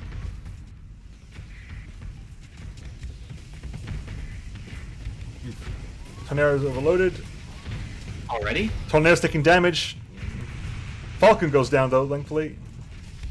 There's a glint swarm. whiffed most of it. There's plenty more where that came from. Sophis is overloaded against the Jaeger again. The Jaeger has overloaded again. This is gonna bring my frame rate well down. Sophis taking some damage now. High Tide goes down. As they always do. At least one High Tide's still alive. Not for long. It's being focus fired by the Jeanne d'Arc. There you go. There's the pink swarm. High Tide goes down. Bring that down yet. They are high explosive missiles, the Glints, I believe. So they won't have to do a lot against. Ooh. Sundry class gets destroyed early on. Falcon overloaded. Ooh. The Glints are PD beams. The Pixels are the torpedoes. Oh, okay, cool. My bad. Pixels do 800 high explosive apiece. Oh. Yeah. That's more than I thought they were. Yeah. That's a couple of thousand high explosive running around over there. A couple of Reapers worth. Flying around. 5 pixels is a Reaper. Think about that. How did they track? A bit. Bully down. Shrike. Kinda low range though. No. They're coming back from back there. By Silver's math, the entire carrier volley does 40k HE damage, and they have 2k range.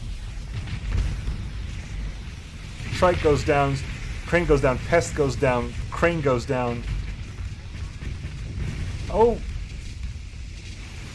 Here come the Rafales! Rafales getting the bonnet head. Beautiful long range snipe. Just to finish them off. Yep. Pest goes down. The Tonnerres here. Like the Tonnerres and the Chasseurs and the Mystères, they're the ones that will do the kinetic damage, I think, to break down the shields for the pixel missile waves. Because look at that. Look at that Chasseur wave. Oh, it's beautiful. That is... Wasn't that no flux before that? Wouldn't be surprised, but that is 4 Stagiaire wings worth of... Not Stagiaire, No, it's- Mystère wings worth of voltigeurs in the face.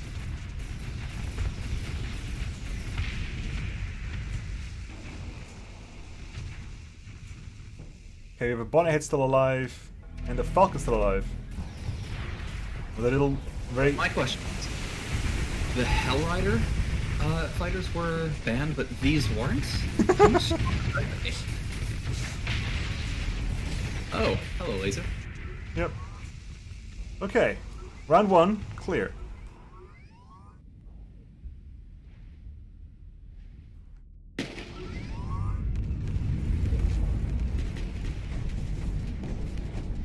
There we go. A couple of jongleurs coming out there. Immediately targeted by the Jeanne d'Arc on the Metafalcon. The Metafalcon is going to get immediately hit by the swarms. Oh no. So many missiles. So many missiles coming in. So many missiles, so little FPS. Well, they gave Metafalcon exactly what they wanted. High flux. Sunder is down. Sophis is down. That looks like a very unhappy Vendetta. Yep. There you go. Get the dead Vendetta. Legion took some damage from the synthetic split from the AoE damage. Yeah, it's high flux. Yep. Tonnerre taking some Oh, damage. there we go. Rafales trying Good. to shoot into... They didn't quite coordinate targets, unfortunately. But look at that high exploder from the side. That is just so close to dead. Never mind, the beams finish it off. Thank you. Onslaught, high flux as well. The stairs coming in, splitting their shots, overloading targets left, right, and center. No, not quite. Oh, look at that red swarm. Splitter is No down, chance. Onslaught is down. Enforcer all gonna go down. The swarm of fighters and missiles is just too strong to beat. The first wave, they were all split up and had to group up so they can really get the volleys together. Now that they are, there's nothing that the AI can do about it. Nope. You just wait to see the DME fighters just build up behind the Jeanne d'Arc and just come in and just Jesus. Look at that. Okay. What is that laser? That does so much damage. That one. Every time I see it, it's doing work. This is called the Flandry beam gun, high explosive laser. That's terrifying. 1,250 HE DPS built in. What? And it just keeps firing? It's like a hill. It's like 2 hills. Wow. Alright, that's rather terrifying. That is a little bit terrifying. That is a little bit terrifying. Here comes Lud. Oh, that's unfortunate for them. Oh god. Wait, they just fade away at the they just fade away and didn't hit the Dominator. They didn't target the bottom with the Voltigeurs. They didn't have to. It doesn't have shields. Okay. Sheamus at the back. What is it trying to accomplish there? Just holding off the rest of the Lud fleet? Yep. Dominator is getting pummeled by missiles of every kind, really. Why are half of them swerving around the Dominator to go after the back line? Uh-oh. Salvo, but it's not enough. How about that? Is that enough? I think they actually could use more. The best thing is like when you see all the purple coming in at once, all the pink coming in at once. There you go. 4, 5, 6, 7, 12, I think I counted there. That's a couple of Reapers worth. Plus the Rafales as well. Oh, so close. 4 more, 6 more. Oh, there's not. Wow, it lived. It did live. No, never mind. No. The Onslaught's running away! The Onslaught is running away! Destroys a Sophis, but got chased by red missiles. No, it's half flamed out. Who can blame it? How much time is the Green Fleet gonna waste chasing it down, though? Another Tsundere goes down.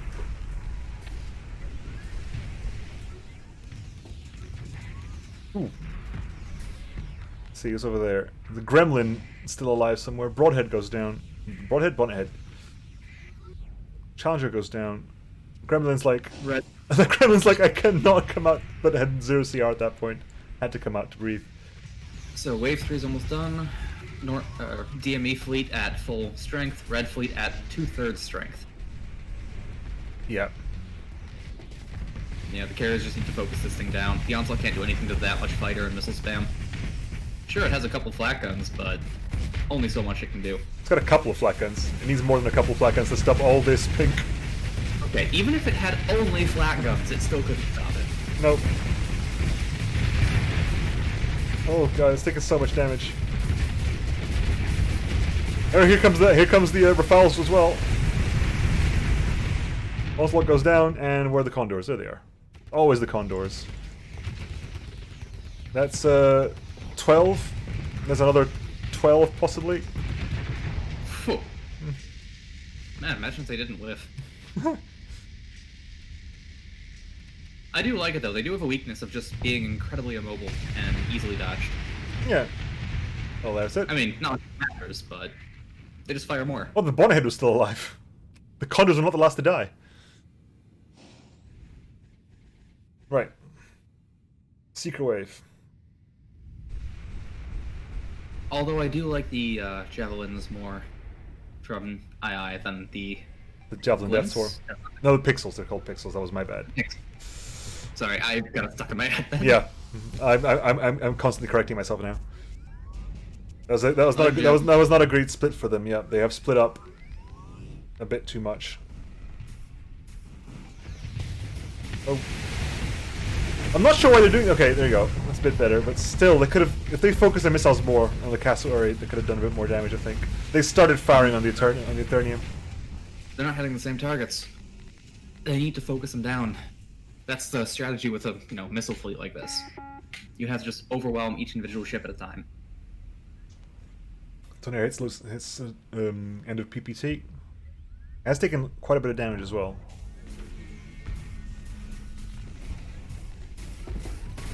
Okay. Here comes another strike wing. Will they all attack the same target this time? No, they're splitting again. Splitting 3 ways. And the Raphaels are targeting the tumbleweed. 4 ways. That was a very bad split. That was a very bad split. They kind of got like a straight line slitting them in half now. Uh-oh. You're getting boxed in there, Beatrix. You kind of flamed out as well, I think. No, you are not flamed out, you were just facing your target. Ethereum's down. They might... Can they beat this wave, or are they going to be defeated here? Well, Tornado's going to go down there. For some reason, the fighters from the Jeanne d'Arc have stopped coordinating with each other. They've just not coordinated with each other right now.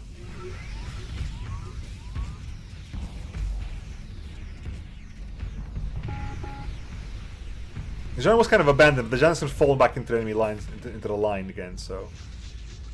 They lost half their fleet so far, it looks like, from this wave. Yep, they haven't really killed a lot of them. I mean, all of the 3 main ships on either side are still active. And then they've lost 1 Ethereum. 1 Ethereum has been killed, and that's pretty much it. And the Jeanne d'Arc cannot be doing that. It is not a combat carrier. It's going to lose. It's going to be lost. No one's protecting it. It doesn't have enough front line. It's taking so much... You know, the fighter wings are coming back, but it's still taking so much damage right now. Cassowary on the left-hand side is down. Hopefully that means it gets some kind of support here. Because it's at half hull already, and it's not... And the threat hasn't gone away. No, it's taking so much damage, and it's just not getting any protection. It might just fall, and there goes a lot of their force protection. So much misery down here. The Clipper's gone down. They need to focus on this side. They need to... Because no, Jeanne is going to go down. There's nothing there. It has no support. No. Jeanne d'Arc goes down. Jeanne d'Arc goes down. A massive chunk of their damage has disappeared. Yeah, that was a good 30% of their fleet. Just that single ship. We still got a couple of Demoiselle wings here, and a couple of Dart wings, but that's nothing. That does not compare to 4 Mystère and 2 Rafale wings. No, that was all of their income, all of their power budget went to that ship and the equipment. And that was a huge loss of the kinetic potential, because there's not a lot of kinetic potential on the red side as far as I can see. The kinetics came from all those Vulture missiles. Tumbleweed's down, so finally the left-hand side has been deleted. They might get through this through sheer force of will, but I don't think they're going to get through Rosenritter at all. By force of will, you mean the sheer number of missiles, yes? Yeah, force of will. Yeah, same thing, really.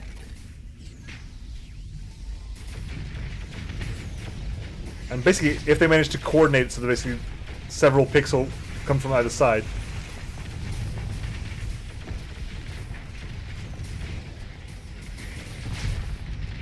There you go. Ethereum's been overloaded. Ethereum goes down.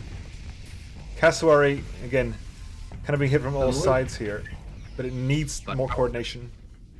There's no way to overload its shields unless they attack at the same time, the same wave. Or the Tornado helps out. The Tornado has a lot of Vultures still, so if the Tornado helps out, it'll manage. But the Tornado's busy with the Ethereums. Taking out one of them, almost got the second. And it's critical malfunctions now. 20% CR on the Tornado as well. Oh no. And that is the last kinetic I've seen. This is OCR and the smaller carriers. Yep. Cassowary is 1v fleeting. It's not even the scary one. It doesn't have the double Mjolnir. Nope. And it's Very, very good control, though. good shield control, fast shield as well. The shield is actually quite speedy. Mm-hmm. It's gonna overload here though. It's gonna overload to this one, and then there you go. That'll be the death. But it took a lot to get that done. It took way too much to get that done.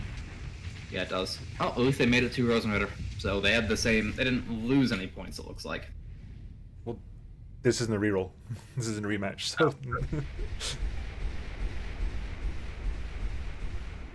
The Jongleur's coming out.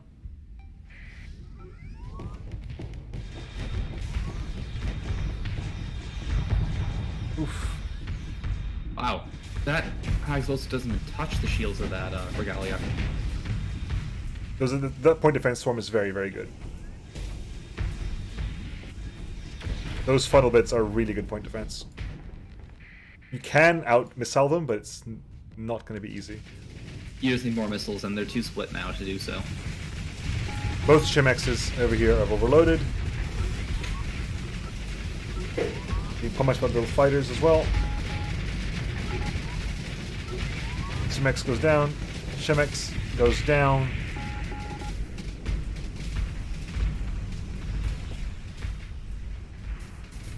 The Beatrix went down last round. I didn't see it happen. Shimex goes down.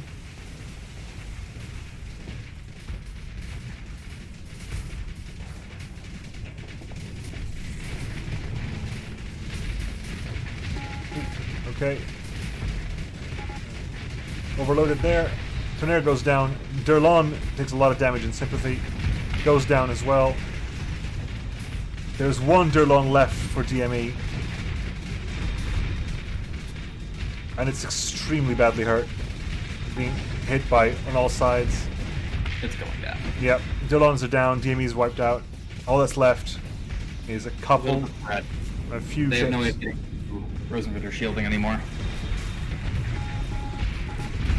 Yep. Shimus down. Right now, slowly hemorrhaging men and ships. Missiles coming in. Shimus goes down. Oop. That went down as well. Okay, so we're left down to 3 ships now. Shimus goes down. All that's left is a Sophis and another Shimus. No, it's not a Sophis. It's a Shimex. Damn it. Here I'm trying to guess names of ships, of classes, and getting it wrong. Don't worry, I don't know them either.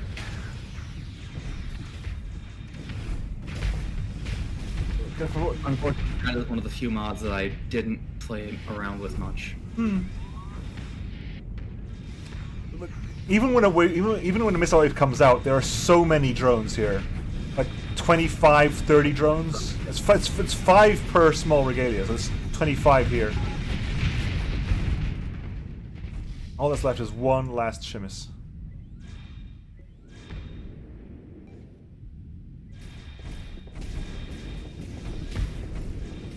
There you go. No, it's still been very fun to watch. I have great fun watching the missile swarms. They got quite far as well. Again, it was the wave transition into wave 4 that kind of worked out there. The wave transition to wave 4 like left a lot of people in the DME side abandoned on one side, and the entirety of the Red Fleet pretty much went to the left. And when a couple of key ships went down, the Jeanne d'Arc was left pretty much alone. Yeah, unfortunately, when the Jeanne d'Arc loses, you lose all of your kinetic punch. Not all of it, but a huge part of it. The chasseur there, it has a linear cannon on it, but you're not really relying on that. You're relying on the chasseur and also the 4 Mystère bomber wings. Because every wing has 3 fighters. Every fighter's got 2 Voltigeur tubes. So that's like 24 light Voltigeur tubes times 3 missiles each. That's 72 missiles. That is an insane amount of missiles from one ship. Yeah. That and, well, smart flares too. Destroys enemy missiles, all that stuff. Technically count as missiles themselves.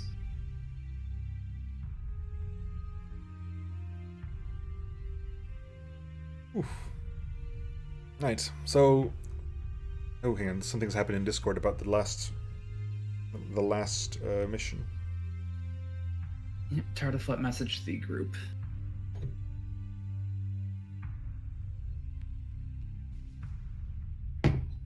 It looks like just run it as is. Run it as is, indeed, and...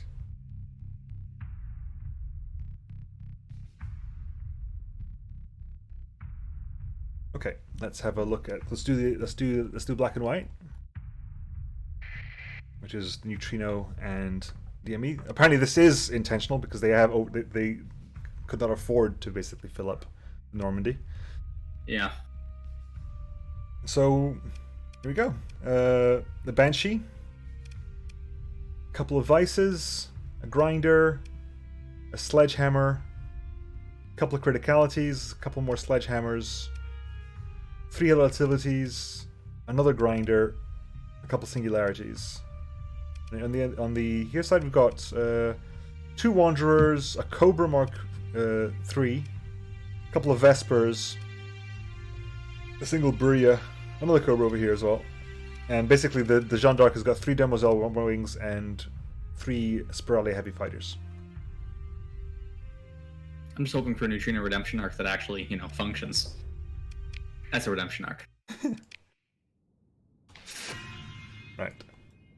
Let's see how this goes. There's a lot of proton torpedoes coming out from Neutrino. So, how effective are proton torpedoes really? I've never really been scared of them or made them work for me. They're nice. Like I don't remember how much they are numerically, but they always look kind of cool when they go off. Yeah, but they've never really done much. The javelins from the Banshee Norn coming in and immediately overloading that Falcon, doing a lot of damage to the flux of that bonnet head. Brie is out of missiles already. So are those high explosive missiles or energy or what from the Banshee? I believe javelins are energy missiles. Basically firing them off. There you go. That bully goes down to about a quarter health. Maybe 2 missiles went through there, I think. Oh, the shotgun as well. There's the plasma shotgun as well. The unstable photon cannon is on one ship here.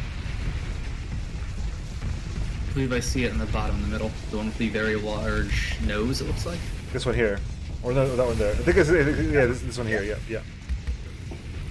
Sledgehammer's overloaded. Falcon P is down. Yep, there it is. Yep. That is a terrifying gun. Hey, and it hit the high tide accidentally, of course. I don't think you're allowed to hit anything accidentally. Wow! That was also a high tide dying accidentally because the javelin missed its primary target. It's always in the worst possible location. Buria goes down though. To the Niagara. High tide surviving. Crane is down. Cobra damage. Damper fielding in front of the Niagara, just styling there. Posing on the capital ship. Yep. Feels like it. As far as that core is concerned, that's a Thargoid ship over there. I'm gonna dance in front of it for a bit. Commander James would be proud. Sort of those really pretty green beams from the Banshee. But they are really pretty green beams. They're not quite tachyons, I think. Well, given that light show is on and they're green, are they kinetic beams? I thought kinetic were blue, not green. The energy's blue. Graviton beams are green because they're kinetic beams. They're tractor beams. Oh, they could be the tractor beams, the same color as the tractor beams from Kingdom of Terra. Oh. Okay. Shows how much I use kinetic beams. Light show only chases vanilla beams. Oh, okay. Fair enough. Okay, there's a bullied Niagara right there. Which killed the relativity. I was about to say the relativity is going to die to the explosion. Pest is down. That is a very sad-looking carrier. And it's a very sad-looking carrier. Help me! Help me! Please! Just hit by everything. Just dying. Everything's exploding. What's left? Oh, here, a single pest is left. Yeah. Those pests are always the last thing to die. They're traditionally the last thing to die.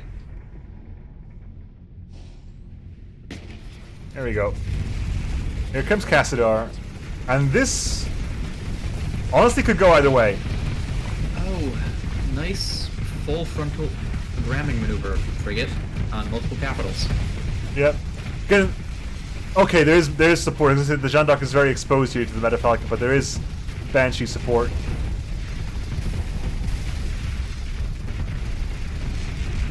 It definitely seems to be pulling the Legion toward it.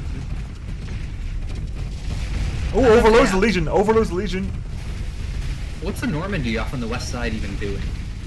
It's very confused. It's got the built-in tracers, and that's literally it. It's got a built-in tracers and a built-in some point defense. Oof! That is a Legion that's almost dead. Those javelins do so much damage. Onslaught taking damage as well. Vendetta charging in. Oh, it's gone. Bombing run. Yep. Demoiselle bombing run. Take it out. Wanderer face tanking a Vendetta by itself. It's doing rather well until it dies.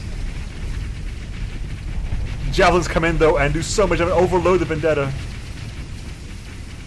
The javelins from that Banshee just do so much damage, and it just stays back and just does so much for it.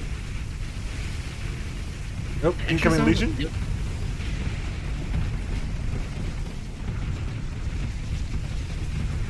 I think sympathetic Cobra 3 death as well. Too close to the Vendetta when it died. Uh-oh. Here we go. Tractor beams fired. It's a straight-on shot there. More javelins coming in. Most of them are hitting the wreckage of the previous ships, though. Cobra gonna go down though. All those missiles. Just barely not. It needs to back up, but it's not wanting to. It's a very aggressive little ship. Yeah. Commander Jameson, I salute you. Cobra Mark 3 is the... Sorry? I wasn't seeing much of the unstable photon cannon, and as I say that, it just starts It just fires twice, yep. Metafalcon's still up though. Sledgehammer goes down. All the great houses are pretty heavily wounded. Yep. Still, photon cannon takes out the onslaught. Vice goes down to the Metafalica.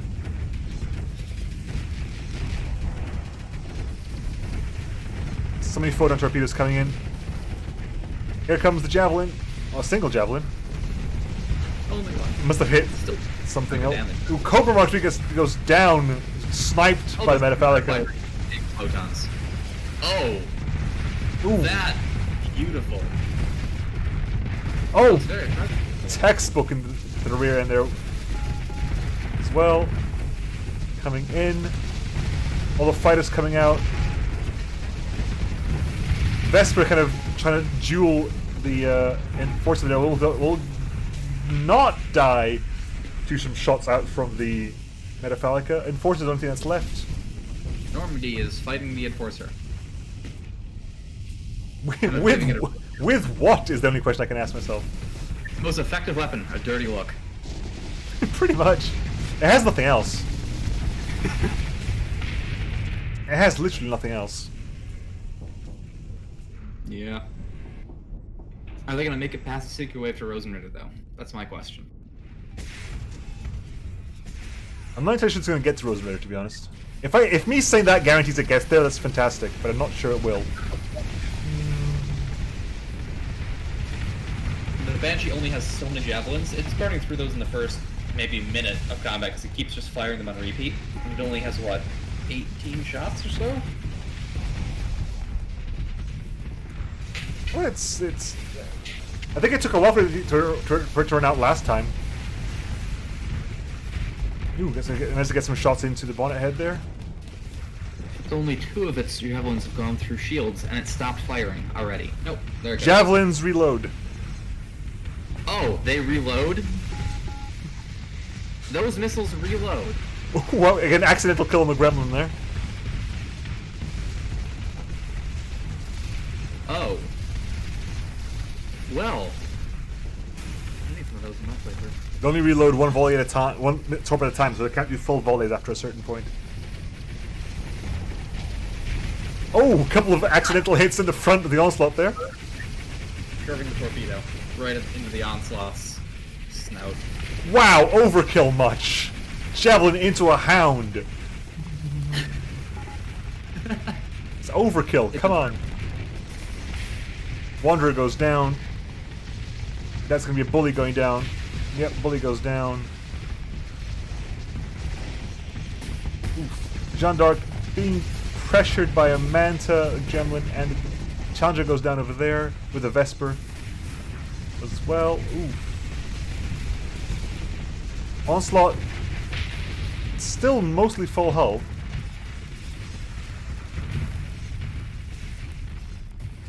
I think we're firing again.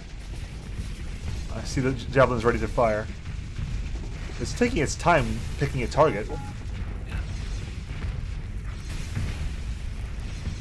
That's a Dominator. We're right next to it. There you go. Just fire the missiles. I think it's still waiting for the reload. Might still be waiting for the reload. There you go. He's only firing 3 shots now. In 2 hit wreckage. Yep. Third one. And the result of the explosion also damaged the rear engine of the Jeanne d'Arc. Bonnethead goes down. Nebula goes down. Condors are over there. The Condors have actually really gone around. The Onslaught is taking some damage. Dominator going to go down to Demoiselles, I think. The Onslaught's dying primarily with the unstable photon cannon. Unfortunately, they're now blocking the shots on it. Oh, good heavens. This Bonnethead is doing way too much distraction right now. Distracting all of the capitals. Ah. You know, blocking everything. Okay, there you go. Hitting by Demoiselles, photon torpedoes, spirales hanging around. Tresser coming in. Photon cannon. Nope, doesn't want to fire it. There you go. we go. One. Wow, that does negligible damage. Never mind. It's just all armor. Yeah, the armor's gone now. The armor's gone now. I think it still had armor there. Bonnethead's finally got down. The Condors are still alive. There's a sledgehammer there trying to deal with the Condor.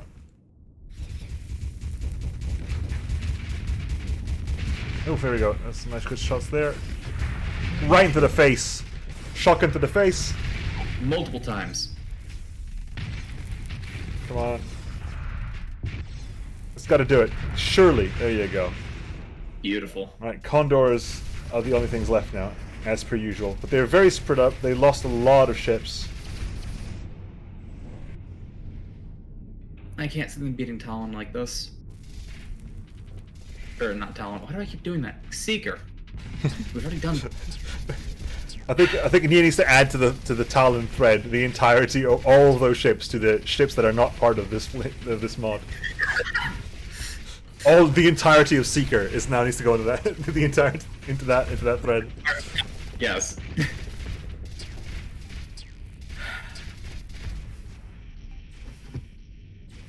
Okay, here we go. That list has gotten too long already.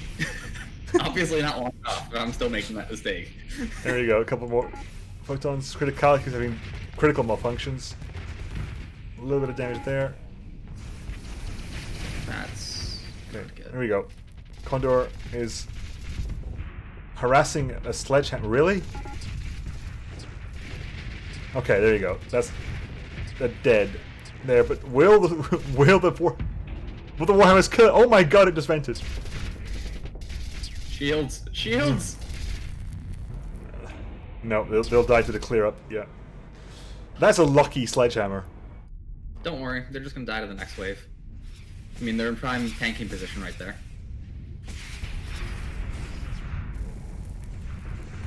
Eternium gets immediately overloaded. And gonna get deleted very quickly by a shotgun. Shotgun kills it off. Javelin's coming in for the Tumbleweed. Overloads the Tumbleweed. Tumbleweed gets shotgun to the face. Tumbleweed goes down. Sledgehammer was disabled. Have to be one of the beautiful weapons in the game to see fire. Overloads.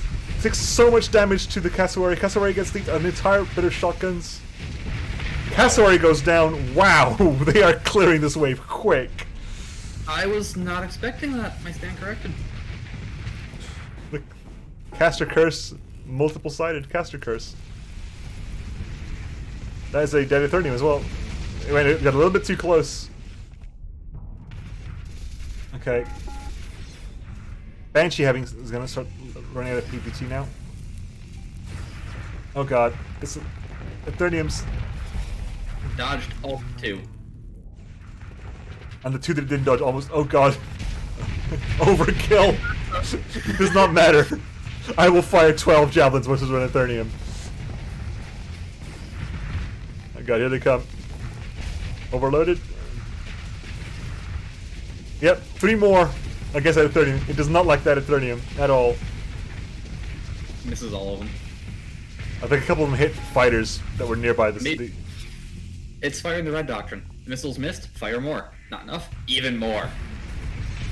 Sorry, I heard you like missiles. I hate to see them wasted on mobile targets when they can be used on the Cassowary instead. It's still using Like all the guys, sorry. Criticality goes Imagine- down.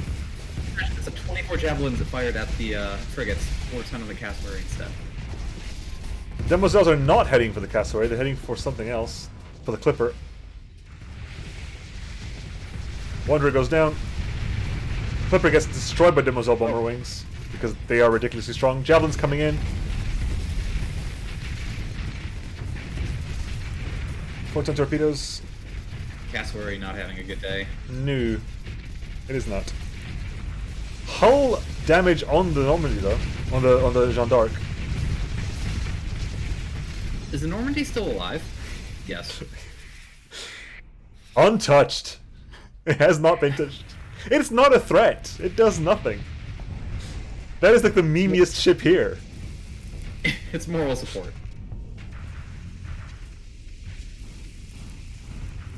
It is literally it is the memeiest ship here because it's not doing a single thing. No, it is not. Go. All that's left is the one Clipper. The Clipper in the good position. If it drags the entire fleet down, you know, something might happen. But it's not going to drink it down because there's the very long-range ships. The Banshees could have given up at this point. The Banshee is going to immediately get killed by all the capitals of Rosenritter.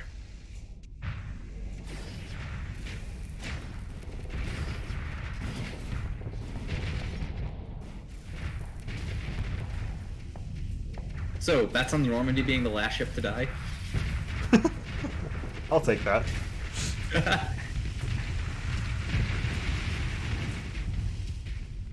Okay. Also, the Normandy's now very close to the right-hand side, though, so... Oh, yeah. It needs to run right now. It needs to get the hell away from there, because it's got... There is no juicier target here. Oh no, it's going in. It's going in. It's firing its 2 missiles. It is One bold. missile. It is bold. It's fired its missiles. There's so much damage coming in here. That's one dead. That is one dead Regalia right there. Deleted. Overkill. That was so much overkill with those javelins. Oh, I know that it's kind of worked out here. Okay, here we go. Oof. Javelins Regalia just 6 javelins. overloaded. Will it take the damage? Oh my god, this is actually working quite well. Use the javelins to overload the Regalias. Use the javelins to overload the Regalias. They can't dodge that? Oh, no, they don't. They just eat them. Not willingly. Another. So that's the entire bottom side cleared out. There's still 2 more Regalias, small ones. 'Cause the Normandy is being swarmed by fighters now. Nobody's Oh, no, taking no. damage. Nobody will die. Nobody No. goes down. You lost that bet. Yep. Jeanne d'Arc isn't that far behind, to be honest. It is not a frontline ship, but it is being forced to take frontline duties. What happened with the John Dark last time as well? I guess maybe full of holes. Ooh. There are no more DME ships left. Just 4 ships of Neutrino. Neutrino successful? It's like, you need to make sure those shots hit, buddy. Like, you can do so much damage with that shotgun, but it needs to hit the target. No waste of javelins. Yeah. I wish the AI would get smarter about wasting ordnance into the wrecks of ships. It's like they completely ignore them. Well, it's more like if there's a straight line they can draw, they'll fire, even though the missiles aren't flying in a straight line. Mm-hmm. Whatever these red things are, they're getting pretty much stopped by the massive barrage of fire that's coming from the Nakasang. They're not projectiles. Yeah, They're fired from a gun. They fire from a can be gun. interceptable. Yeah, they're interceptable. Huh. I've only seen one of those, and that was the rocket-propelled artillery from I can't remember which mod it was, but really long range, really inaccurate, can be shot down, fired from a gun. Out of javelins as well. Vice is about to go down. Firing the disco lasers. All right.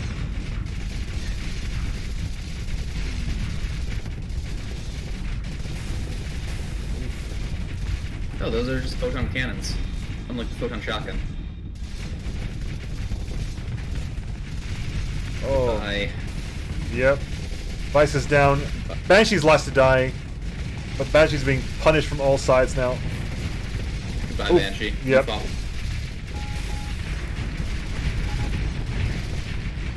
Boom.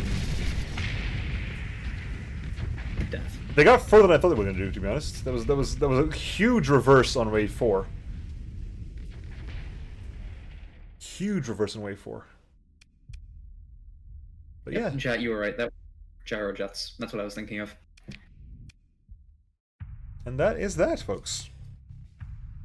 That is all of them. Well, that was an interesting setup. We fought a lot. We had some really good things. We had what are the scores? Because I can't look now. Not without removing the thing. So we got 2 wins, which were really, really good. I really enjoyed seeing those. Which was the Tiandong. Tiandong and Vanilla. Vanilla Tech. and Polaris. It was Spaceballs and Decaholics, which was very, very good. Very fun. And that's it, I believe.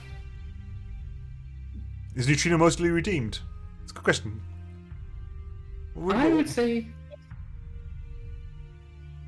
Was that a yes? You cut out there.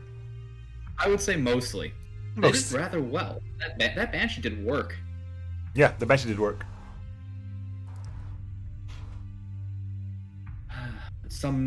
We had some teams that demolished it and finished final boss, and some teams that just barely limped through. I like the variants we have right now. Mm. Are the teams going to be switched up for the next round? The order usually is. The teams themselves aren't. I can't remember. You get to change your variants, I believe. You have to pay for that though. Just a reminder that go give Gloracle an internet hug. Wish them all the best to get better. And show massive love goes to Tartiflette and Nia for organizing this. Tartiflette, who's super busy right now, who is incredibly busy and still takes time to fix last-minute issues like this, is fantastic, and much love to the pair of them. Yes. The AI in this one was much better than previous. Yeah. It. Absolutely. So. Yeah. I believe it's not next week then because of the the massive annoyance and busyness of real life. So it's 2 weeks from now to round 3, which gives all players a longer time to make their fleets and get their fleet correct and make sure everything's right and not give Tartiflette even more of a headache than he's going to have. Hopefully put some fighters on the carriers. If possible. Like I'm not entirely sure of the maths behind it. I have never been. Full disclosure, I have never understood how this works. Next tournament, I think I'm going to put as a player rather than a streamer. So I'll see what happens then. Yeah, let me know. See what happens, because I've not got a clue. Like, someone asked me, how do I take parts? Like, I've not got a clue. I just cast the stuff. But yeah, I have experience. Try. So, next time. Yeah, huge thank you to Nia and Tartiflette. Huge thank you to you, Chimni, for co-commentating with me. And thank you for all the players and all the watchers. And I will catch you all with my next stream. And I'll catch you all for the next round of this in 2 weeks' time. And I will see you all in chat. Bye-bye.